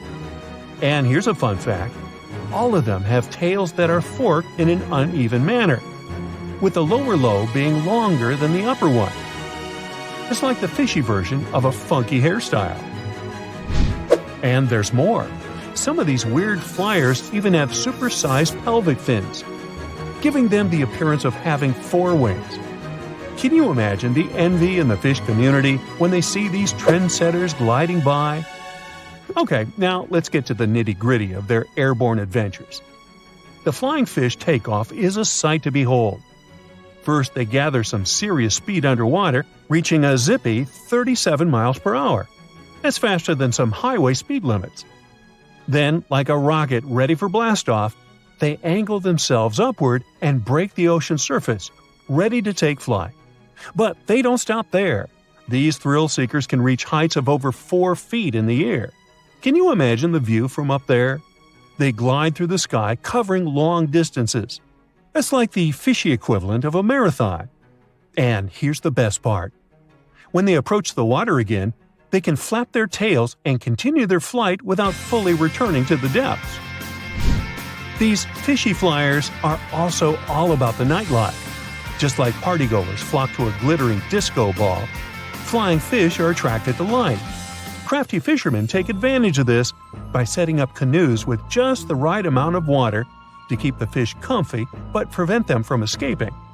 Then they add a luring light to the scene, and before you know it, flying fish are caught left and right, supplying a bountiful catch for those lucky fishermen. Don't worry though, these flying fish aren't on the endangered species list. Not yet, at least. The next time you find yourself by the ocean, keep an eye out for these marvelous creatures. You never know when you'll see a flying fish extravaganza.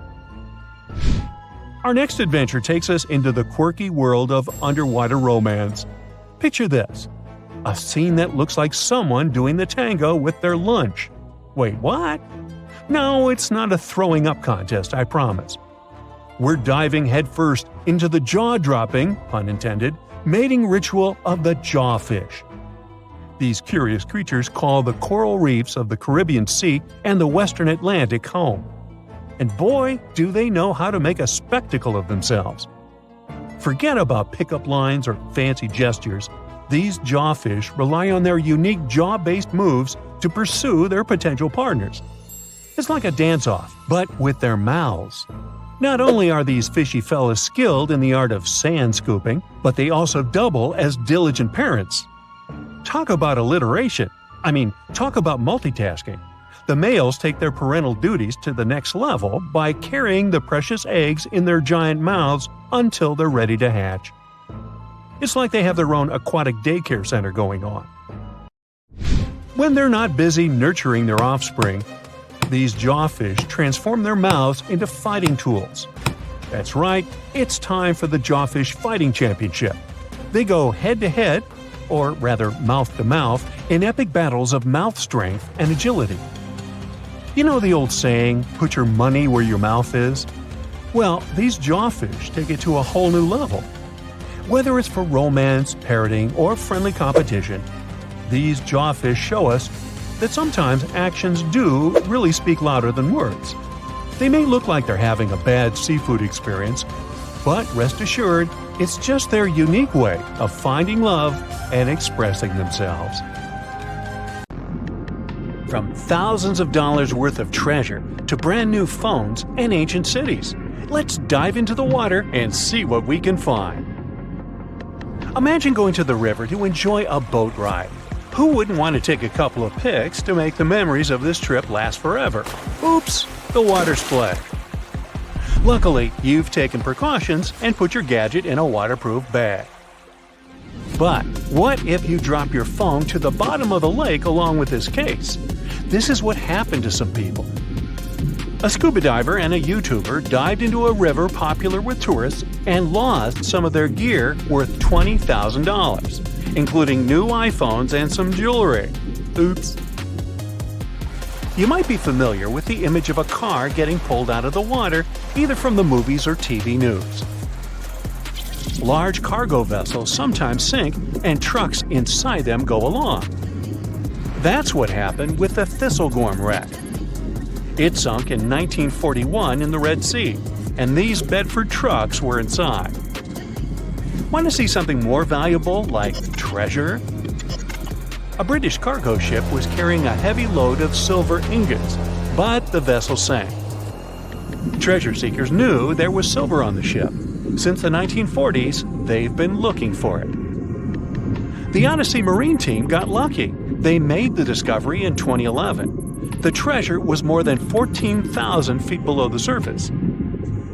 The ship had carried more than 110 tons of silver ingots. Finders keepers! The Odyssey team kept 80% of the treasure and gave 20% to Her Majesty's Treasury. Of course, there were more items on the ship, like letters, teapots, and silk sheets. You can see them in the exhibition called Voices from the Deep at London's Postal Museum. Now how about some underwater art? Sure, here you go, Polynesian moai statues. These statues have been discovered in several areas across the world. For instance, Easter Island is full of different size statues, but many of them can also be found in Cancun, Isla Mujeres, and Punta Nizu, Mexico. Seeing full-body statues from thousands of years ago under the water would probably be a lifetime experience. Gold coins are also popular items found in shipwrecks. Many divers come across coins worth a lot of money. But there's one diver in Florida who truly hit the jackpot. In 2015, they stumbled upon nearly $1 million worth of treasure. The discovery was 51 gold coins, 40 feet of ornate gold chains, and a rare coin that was made for Philip V, the King of Spain. They were once frightening and dangerous, and they still look spooky. Yo-ho! I'm talking about pirate ships. One pirate shipwreck from the 18th century was excavated off the coast of Colombia in 2015. The treasure found there was worth between $4 and $17 billion. It contained precious stones, gold, and many other items. The next one is an underwater city. Neapolis is a city washed away by a tsunami. It was built on the coast of North Africa nearly 1,700 years ago. Divers uncovered the city's remains in 2017. Researchers have also discovered Roman columns, as well as household goods and tools. Now, let's go all the way back to 1503. Portuguese explorer Vasco da Gama was fighting a storm when he lost his ship Esmeralda. The ship was discovered in 1998, but it had to wait for more than a decade to be excavated. Researchers found navigational tools there. They didn't have as much value as Spanish gold, but they were historical treasures. Now, in Amsterdam, they fish for bikes in canals. 1/3 of working Amsterdammers cycle to work. Others use their bikes for different purposes, like exercising, going shopping, and so on. There are more bikes in Amsterdam than permanent residents. Unfortunately, many bicycles and even some cars end up in Amsterdam's canals. The fact that Amsterdam has 165 canals with a combined length of 60 miles doesn't make the authorities' job easier. Obviously, the owners don't throw their bikes into the water. Bikes can end up in the canals because of strong winds, vandalism, theft, or by accident. Every year, authorities fish up between 12,000 and 15,000 bikes. Our next one is a lost city. Heraklion was ancient Egypt's gateway to the Mediterranean. It became submerged and hidden under the sand. This city was famous. Maybe you've even heard about it. It was mentioned in the legend about Helen from Sparta and Paris from Troy. So, how was this ancient city discovered? In the early 2000s, a team of divers found a huge fragment of rock on the seabed and took it up to dry land. It turned out that it was a piece of the statue of Hapi, who was the lord of the river of ancient Egyptians. The team continued searching and found 6 other pieces. Around them, they saw temple ruins, pieces of pottery, jewelry, coins, oil lamps, and so on. Even an old copy of the New York Times. Nah, not really. Granada Underwater Sculpture Park is the world's first, what else, underwater sculpture park. Why is this park so special, besides being located in the beautiful waters of the Caribbean? You can see the park on a snorkeling or scuba diving trip. The sculptures are about 9 to 16 feet underwater. The atmosphere and the experience itself make it special. The sculptures are made from concrete and steel. Some of them weigh as much as 15 tons. They're covered with underwater creatures. The statues were put there to help protect reefs, maintain the health of the ecosystem, and restore underwater life in that area. Now, submarines are designed to go underwater, so maybe you wouldn't expect to see them on this list. But submarines do, in fact, sink. Divers have discovered many submarines. For instance, an Australian submarine was found off the coast of Papua New Guinea more than a century after it had sunk. Now here's another submerged city, but this one was left underwater on purpose. You can see the ancient ruins of Lion City in a lake in China. This lake was created in 1959 when the valley, at the base of Five Lions Mountain, was flooded to create a hydroelectric power station. The 1,400-year-old city, now ruins, got submerged by this flow and stayed this way for over 50 years. It lay untouched at the bottom of the lake until its exploration started in 2001. Divers found out that many structures, carvings, guardian lions, and arches were still preserved. Researchers mapped and documented Lion City. They also looked for a way to protect these structures from further damage. In 2011, the city was announced to be an historic relic under protection. When you see the ruins of Lion City for the first time, the view will take your breath away. So don't forget to hold your breath. Imagine swimming in the dark waters. As you're approaching the city, you see its huge walls and extensive carvings. Marvelous, isn't it? The Cancun Underwater Museum is probably the largest museum of its kind in the whole world. It wasn't lost, per se, but now it's home to an aquatic ecosystem. Who wouldn't want to combine scuba diving and snorkeling with a visit to a world-class garden with 500 sculptures? Placed 30 feet under the surface, these sculptures are made from pH-neutral marine concrete so that they can stay on the ocean floor. Plus, here, the sculptures change over time, unlike in a traditional museum. That's because they become part of the underwater environment and a home to various plant and animal species. In one installation, nearly 450 life-size figurines are grouped together to hint at the harmonious coexistence of humanity. There is also the Anthropocene, which is an actual submerged Volkswagen Beetle placed by the Manchonis Reef. Okay, this is not a lost and found item, but this is just, hey, it's a giant jellyfish and I wanted you to see it. This creature is known as the lion's mane jellyfish, and it's the largest known species of jellyfish. So, I'm happy now. And have you ever discovered anything underwater? That's it for today. So hey, if you pacified your curiosity, then give the video a like and share it with your friends. Or if you want more, just click on these videos and stay on the bright side.